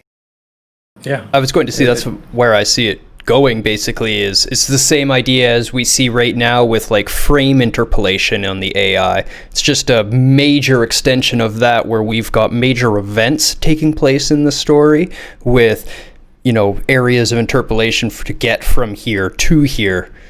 They've got their starting point, they've got their target, and now they've just got to figure out how the threads connect. You'll get some really, really interesting storytelling out of that, I'm sure. Yeah, and Val, you can pretty much kill everyone out of Worlds 2. Even companions that you don't have yet, you can kill them before you even know that they were supposed to be your companion, which is pretty cool.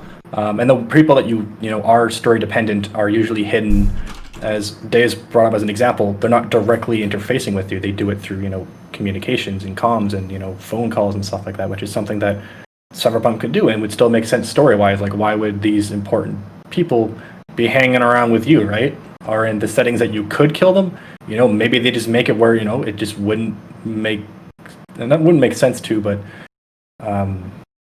wouldn't going somewhere where you don't have weapons or something, right? And like you still interact with them, but you don't have the possibility to do it. And if you punch them, security is going to come down on you. Yeah. Yeah, you could start a fight. You're just not going to win the fight unless you're, cheating. And if you cheat and you break the game, then the game's broken, and that's on you. Yeah, I shot myself in the foot, and my foot hurts. Yep. Yeah, I'm excited. I'm trying to like. I was trying not to, because I've been disappointed by so many games in the past. Like,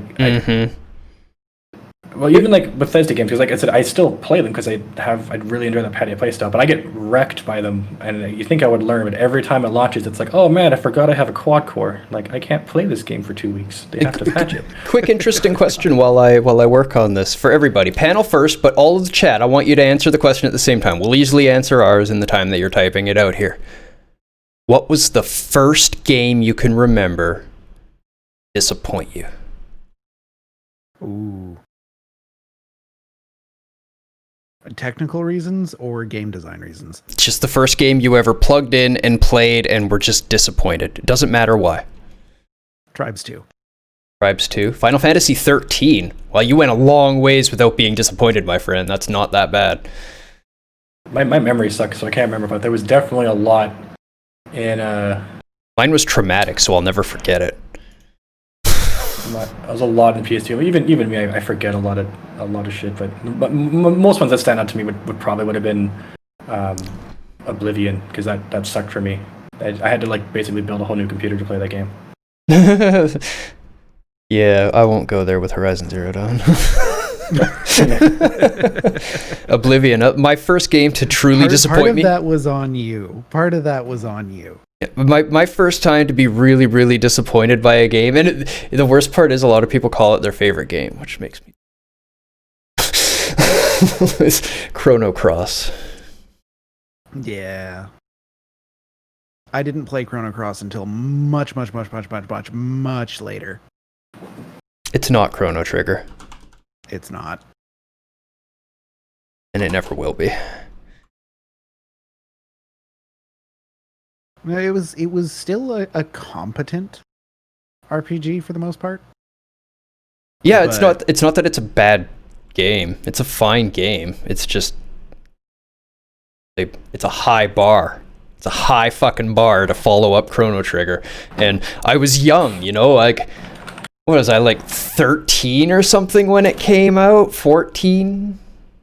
Super Ghouls and Ghosts. You know, something along those lines when it came out, and like saved up all my money and like had a jar of like dimes and nickels and quarters and loonies and stuff, and ran down to buy it and had like just enough pennies and got it home and started playing. And I was like, it's not Chrono Trigger. I remember one of my first ones now, Disappointment. It was way back in the PS2 era, and it was one of the SOCOM series. I can't remember if it was SOCOM 2 or SOCOM 3, but basically in the original, it might have been 3, I guess, but in the SOCOM games I was playing, there was a character, I think his name was Foley, and he was the character I only played as, and he was just my favorite. People usually just have a favorite character.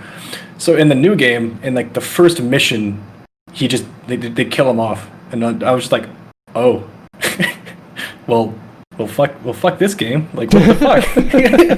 I would have been like, I was pretty young at the time too, right? And like, his death was not. He just like they're like leaving a helicopter or something. Like, oh, I'm staying behind. I gotta help you guys. And it's like, okay, well, you did that every other game and survived too. It was like one of those weird like pointless deaths, right? Where they're just like, we want new characters in, so we brought them in. And I don't think I even played anymore. I just like couldn't get over the fact that my favorite character wasn't in the game anymore. I was just salty, so I was like, yeah, I'm done with this. Yeah, for me it was Tribes 2, and it was mostly technical issues that caused the disappointment. So I really wanted to play this game. I had spent my hard-earned cash on it. I was like 12 years old, and we spent, I think it was like 4 or 5 hours trying to get the damn thing to run. And we finally got it running. And we spent another good chunk of hours trying to actually get a multiplayer session running. And then it was just kind of okay. Star Control 3, why? 2 is so good. Why is 3 so bad? Oh yeah, that was probably the second one to disappoint me that I remember is Master of Orion 3. Moo. Is Master of Orion 2 still to this day arguably one of the greatest 4Xs ever made in depth, in complexity, in ways to approach the game, in ways to win the game. It's been around forever, and it just hasn't been challenged since. Everything's just so linear compared to it. I can tell you why if you want to make a good 4X. It's because new ones let you get every tech. Endless Legend is the closest. Endless Legend got it very, very close, where you can get every tech, but it's super bad to get every tech. Super bad. You don't want to do it. You're at a major disadvantage to do it. That's the good one, but that game. Then the third one came out, and I can't claim these words. They're not mine. I don't remember whose words they are. I got it from a forum somewhere that I was reading about the game, and I was like, that is spot on. When he said, Master of Orion 3 isn't actually a game. It's actually a piece of complicated alien tax software. This is how I feel about MMOs and 4X in general. But that one actually made people that like 4X call it complicated alien tax software. That tells you everything you need to know about it. Yep. And we've got 3 winners. Howling God. Snow Penguin, a second one. You better claim these snow. We'll make sure to track you down. I think I know how to find you. Oh wait, I think I gave that to her already. Let me check. Oh, I can't check. Got faces. Hey, Howling God won one of Pseudo's favorite games. Hey, that's a weird game. I like that game. It is a weird game. I loved it. It was. I like that that game exists. Yeah, I'm super glad it exists. Yeah. I understand why a lot of people don't like it, but at least for me, it was perfect. I find this one really interesting for Snow winning it, because I kind of know her tastes in games based on what she's been excited about having show up, and yeah, that's a pretty good one. I'm not sure how that is in the Metro series, but it's It's more patio. Right on. And a good one for Christo. I bet you he'll actually use this one. Jackbox Party Pack. Oh, those are fantastic. Jackbox is always dope. Yeah. So especially in these times. That's some 3 pretty damn good games that we gave away there. I feel really strong about those. Let's do one more. That's a good list. You won Brutal Legend, indeed. Hey, Howling God, how's it going? Hey, it's another regular name. Hi. Hey, howdy. Hey, Chugga. What did Chugga get? Hey, some racing. Happen to know Chugga's not averted to racing. Excellent. Excellent. That's another good game. Grid makes a solid racing game. Autosport. Yeah. The Grid series is good. Autosport was a little too sim for me. Just a little bit. But I have enjoyed all of the Grid games. I like them quite a lot. Excellent. Excellent. We got about 5 minutes left. Does anybody want to say anything more about Bethesda? We actually... do you want to add anything to the list before we're done? Like, we talked a lot. I didn't update the list a lot. I would like to say that my perspective has changed on Bethesda. Not that I think that they're a good game developer. They're not. Because I don't. They're just not. Bad video games. Factually.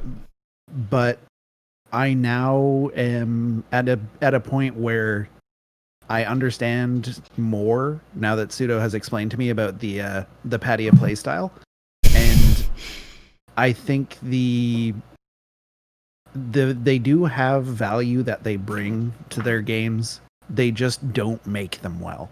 Much like Street Fighter V. It had great concept, terrible execution. Yeah, I definitely agree with that. That's what I'm really hoping. Like, it's a far stretch goal, and it's a kind of weird. It's got potential, but if Cyberpunk, hits that niche well, but is an actual overall well-quality good game, it would set that standard so much higher. Then it would also maybe even expose it. Like, it'd be nice because, like I said, like, yeah, with Skyrim, with Bethesda games, it's just not so much that they're making fantastic quality games. They just happen to hit this niche that no one else has really been hitting. They haven't really had the competition to have to drive that quality standard more. It's not like, well, I'm not going to buy Skyrim because I'm going to buy this other game that's similar enough but better. It's just, if you're into that style, it's just what you kind of have available. You kind of got that Stockholm syndrome effect of just, this is what I have and enjoy. I don't know any worse. I don't know any better. So this is the bar we have. The only bar they have. That's why I bring in other games like the Assassin's Creed series. Like, it's not directly comparable, but it hits a lot of that open worlds, do whatever you want-ness that the Bethesda games have.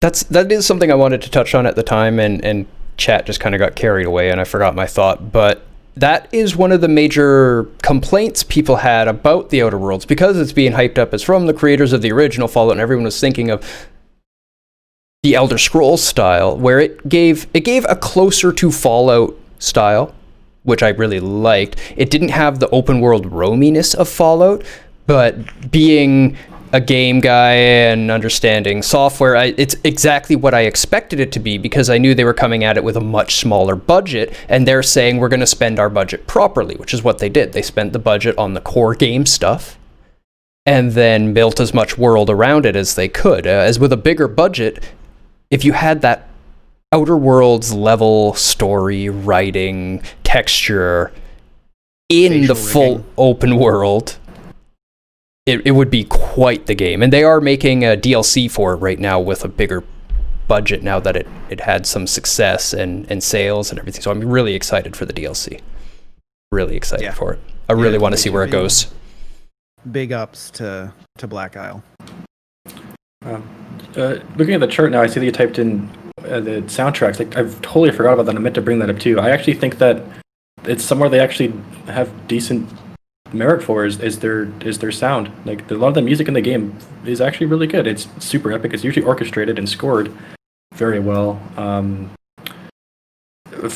even for the Fallout series, it's not so much their original music, but the music that they chose was still very good. Of the times, like the style of it was, and from the time and era it was, it fit very well.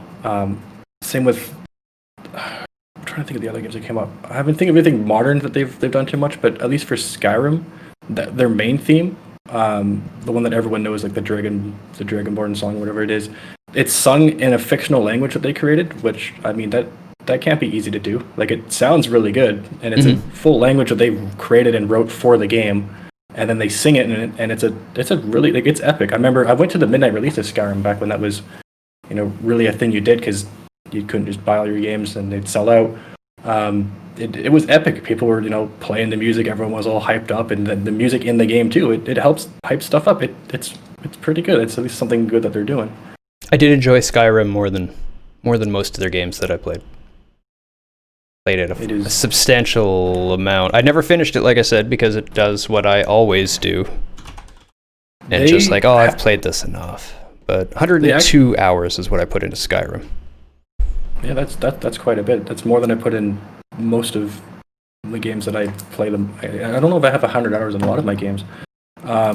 But they have been actually addressing, things that their fans bring up and have been fixing them. Like there's a lot of stuff changed from Oblivion to Skyrim for the better. They do address some of the issues at least. So there's at least some commendable error from that. They don't just completely ignore their fans. Things like removing the class system was something that was heavily requested, which most people who are making RPGs wouldn't do because that's kind of a staple of an RPG is to have the class system, but it's not what someone wanted, and then that's what they did for Skyrim. I can't remember. I had notes on other stuff that they improved, but at least they still add a whole lot of content and add a lot of ambition and scope to what they're trying to create, rather than rehashing the current concepts. Like Oblivion to Skyrim, there was a lot that was added and changed, and they revamped a lot of their engine, tried to improve things. Did they though? Yeah, they did. Yeah, they did. That's something I can defend at least because I can go through, and there's a lot of stuff that people aren't aware of. Like Oblivion had an entire role-based AI where it had daily needs, and they would go through. It wasn't great, it didn't work well, but it was an ambitious project they did, and they revamped that for Skyrim, and it's a lot better. Still not really noticeable, but for people who have noticed it, it was quite an improvement over the Oblivion one, and maybe not overall a good metric, but it is improving on the technology they have. So they are putting effort into improving it, just maybe not in the areas they should be putting the effort into. Yeah, I mean, there's a lot that they would need. Not recent. Yeah. Yeah, 76 is wild. It's my main thing was at least it wasn't like the scale of Skyrim, though like a lot of people don't notice it, is a lot more than Oblivion had to offer. There was a lot of content in there, and there is a lot of stuff, not just on technical level, but at least I think the dialogue wise, I think I had 45,000 lines of dialogue recorded, all this other stuff. Whereas what they could do is keep the game at the same scale as it was before and just keep re-releasing it, which was what a lot of developers do. And it's not so much a bad thing. I mean, it's not terrible to do that, but at least they're still putting at least some effort in somewhere and not just being like, oh, we found a cash cow, time to just reskin it, rehash it, and sell it. Something sports games for the last 5 years. 10 years. Looking at the evolution, I do agree that they noticed that they had the Padia market. And they went for that. Clearly see everything building towards that in the history. Fallout 4 feels oddly restrictive. The exploring or going off the beaten path doesn't invite anything except for endorphin rushing. Yeah, you can tell a huge difference between that and the previous series, and I think a big part of that too is they put too much effort on the settlement stuff, and that really draws you out of that need to explore. You keep getting nagged that there's something to do somewhere rather than just coming across it naturally. You should, maybe stumble into your settlement under attack rather than having to always respond to it. To be fair, I've quickly found that settlement being under attack really didn't anything at all. Like, if you ignore it, they might kill everyone at your settlement, but you go and fix a couple things, which is pretty cheap and easy to do, and then within 2 or 3 hours, your settlement's all populated by new people that needed a home again, and you can come and do everything you used to do at your settlement. Yeah, There's no detrimental effect at all. Yeah, it's mostly just like the Ludus drop into the patio playstyle where you're exploring and then all of a sudden you're getting that goal shoved in your face, and it, doesn't fit well with people. It doesn't fit for either both sides. Goal-oriented people don't like the randomness of it and the pointlessness of it, and then patio-style players just don't like having that shoved in their face at all, so I don't think it appealed to anyone. Yeah, good example to go one way or the other, right? Don't try to be the middle. Terra made that example with being like, we're going to make an MMO that can appeal to the North American market and the Korean market. And then they released it, and the Korean market went, this isn't grindy enough. And the American market went, this is too grindy. And they went, oh, we shouldn't have done that. And they were right. They shouldn't have done that. I think we're time. Yeah. We actually ended up we have as many good points as bad points, which I didn't expect.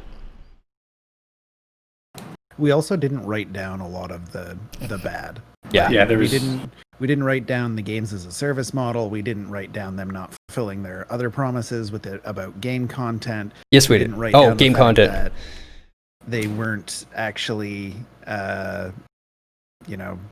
making the games that people wanted them to make. Like Fallout 76 legitimately did have potential to be a cool video game. It's just that Bethesda didn't make that video game. Yeah, they definitely sold it as that experience too. Yeah, okay. We've added a few more. I'm happy now. Yeah, but I am surprised. I think a lot of people will be surprised too. Of just like, there are at least not really redeemable qualities, but no, it's not just. It's a lot easier to shit on them to actually figure out, why they're here and why they're still successful. It's easier just to, be like, oh, it's bad, and the people who buy them are bad and don't know what they're doing, kind of thing. I'm really glad that we did this, because we always talk about how we can find bad in even our favorite games, and we can talk about the bad in them properly. Yeah, I'm glappy. I'm super glappy. But to take arguably one of our least favorite publisher or developers and actually find good things about the company and good things we can say even about their game design, where they're valid and have place in the market, is a pretty good thing. We can't be called one-sided. They also need to just make good games, though. Like, stop making buggy hot shit. Make them work properly. Yeah, and all you Bethesda fans, like, I get that you love their games, but stop buying their games. Like, nobody buy their next game when it comes out for like a month until after it's fixed, and I guarantee you the next game they release will work. That's never going to happen. No, it's not. It's not going to happen. But if the community responded that way and just didn't buy the game until they fixed it, and then when they fixed it and patched it, everyone bought the game and they saw sales numbers go up for a working game, I can almost guarantee their next game would work. It might be different now with how refunds are a lot easier. It was almost unheard of to actually get a refund through Steam back then, as well as, if you bought Skyrim in store and you didn't like it, it's not like you're going to go back to like Best Buy and be like, hey, take this back because I didn't like it. They're going to be like, well, you bought it and opened it, take it up with the developer, Yep.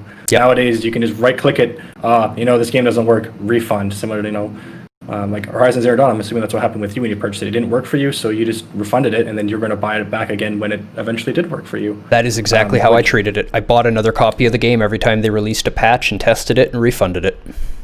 Yep, so hopefully that's hopefully that's what happens if they release a buggy garbage mess, is that if it's, not just through their personal store and they have refunds that people will download it, play it doesn't work, they refund it, then they'll see, hey, the people want the game, we just didn't release a playable game, so maybe if we release a playable game, those people will buy it.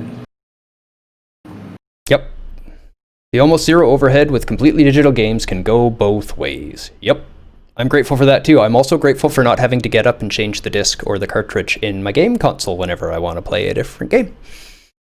It's also nice that if your disc dies, you don't lose the game. Usually I still like physical media, but there's been a few times it's like back in the day when, at least when I was a kid, and it was very rare to buy a new game. If anything happened to that disc, it was just like it was the worst. It was over. It was rough. I came from the cartridge day, but yep. Yeah, similar thing. When cartridges, die, you'll just keep blowing into them, hoping that it's gonna work. Cartridges don't die. Cartridges are the most robust things on the planet. You could murder somebody with your cartridge when they came in your house. I'm sure the cartridge would still work. I bet Cyberpunk is going to be so big, you're going to need to swap hard drives. Surprisingly, it's 70 gigs. Yeah. Which blows my mind. They might be borrowing some of id Tech stuff. I was actually just gonna say that as well. Like if they're working closely with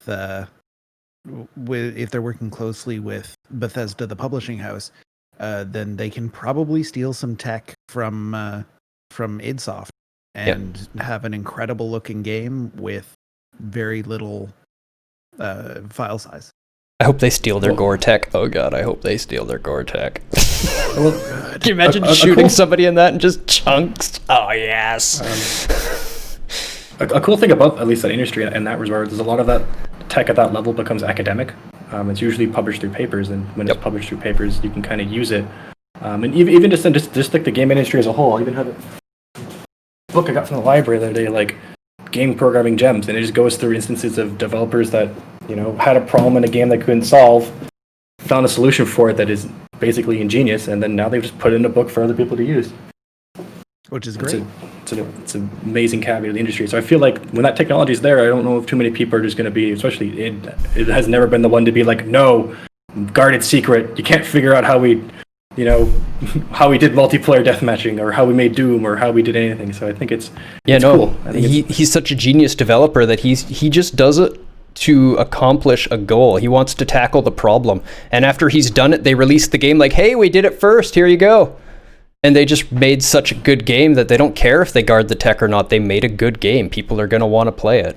Their goal with Doom was to make the best game in the world. They did. I think they nailed it. They actually did. At the time Doom came out, it was the best game in the world. Nothing else could touch it on tech. Nothing else could touch it on graphics. There was almost nothing like it as far as gameplay. Like Wolfenstein was around, but it was nowhere near as robust as Doom. It was pre-scrolling on computers. Levels were done as set screens where you clear the screen and a new screen comes on. That's the tech level that Doom was at when they came out. Also the first networked multiplayer game with client server architecture. And they also coined the term deathmatch. So if you ever play deathmatch, you can thank Doom for that. They were the first game to ever do real-time multiplayer. Everything before that was 4X style. Board games, stuff like that. Super cool. Little off topic, but super cool. The last episode of the new High Score goes over that, and they actually interview the designer. Not the programmer, but the designer for Doom. John Romero. Yep. Fantastic individual. Yep. The whole id team is fantastic. He is a programmer as well. He's both. Yeah, he is, but he's not the programmer. That is John Carmack, for people who are wondering. Yes. He is a god in the industry. The brain. He took all of his money from id that he made from like early Doom and stuff like that and joined the space race. He's been doing rockets alongside Elon Musk. Nobody knows about that because he keeps it a little more secret, but I've seen interviews with him and seen prototypes for their launchers and stuff like that. It's pretty cool. He's a real smart dude. I did not know that, and that's amazing. And I'm gonna go look it up now. Yeah, he's super cool, dude. So I definitely want to play some games right after this. I'm going to eat real quick. I'll be back 20 minutes or something, probably. Get set up and play. Do you want to play some Risk of Rain, or should I play some Six? I'm going to need some time between the show and gaming, but I'm totally down to play some Risk of Rain later. Cool. I'll play a couple hours of Final Fantasy VI then. Sounds good. Cool. And Pseudo, you should play with us. Yeah, come play Risk of Rain with us. I've been working on a prototype basically nonstop the last couple of weeks because I wanted to get it finished before school. I know. Too heavy, but every time I look, I see Godot engine. Yeah, constantly in Godot. But I ended up making the smarter decision to reduce hours, so now I actually have time to do everything I want to do. Awesome. Not to push, but just because you say you have time now, you still need that push for the bot game. Yeah, we need to create a structure and figure out an actual plan and roadmap and Yep. do that. Okay, so next week, before we end, let's talk about this. Next week is more game reviews because we've got a slew of them that we've got to get through. So every other week is going to be game reviews until we've caught up to me. And I'm still going, so that might be a while. There's going to be a lot of game reviews. And the week after that, I want to do something fun with everybody, a design challenge. We haven't designed anything in a while because we designed the bot game and then we couldn't continue work on it due to busy life and then the world apocalypse. But that's all under control now, so we can start the bot game. But let's design something new together, and I want to design something that maybe everyone can do. So let's do a quick vote here, panel included. Do we want to design a card game or a board game? Ooh. I'm going to go with board game. I'm going to go with board game. Just because the technology we have with like Tabletop Simulator is really fun. Card game. Wait, Also, board game. Board. Okay. Seems like we're doing a board game. You can control the randomness better with a board game. I just have card games in a board game. Yeah, card games are just a really fun design challenge because you're working with a predefined set of randomness, and there's really magic numbers within it for combinations that we could go into. You know, the importance of 11, the importance of 15, things like that within the cards. There's lots of percentage that is varied based on 2 and 3 card combos for certain numbers. Yeah. But board game sounds fun. That's why I offered it up too. So next week, game reviews. Week after that, chat's building a board game with us. So get your thinking caps on. Cardboard game? Yeah. Well, it basically will be. And if we can pull it off, maybe we'll even try to play a game of the board game sometime. Draw the pieces. Tabletop Simulator. Port it into Tabletop Simulator, do it digitally. I'll cut out pieces and point the camera at it if I have to. We'll figure something out. It'll be fun. So I'll be back shortly, but until a few minutes from now when I'm playing Final Fantasy VI again, which I fucking love that game. I'm Deus. I'm Rage. And I'm Pseudo. May all your shots be headshots. Nobody said anything about my Bergenworth shirt.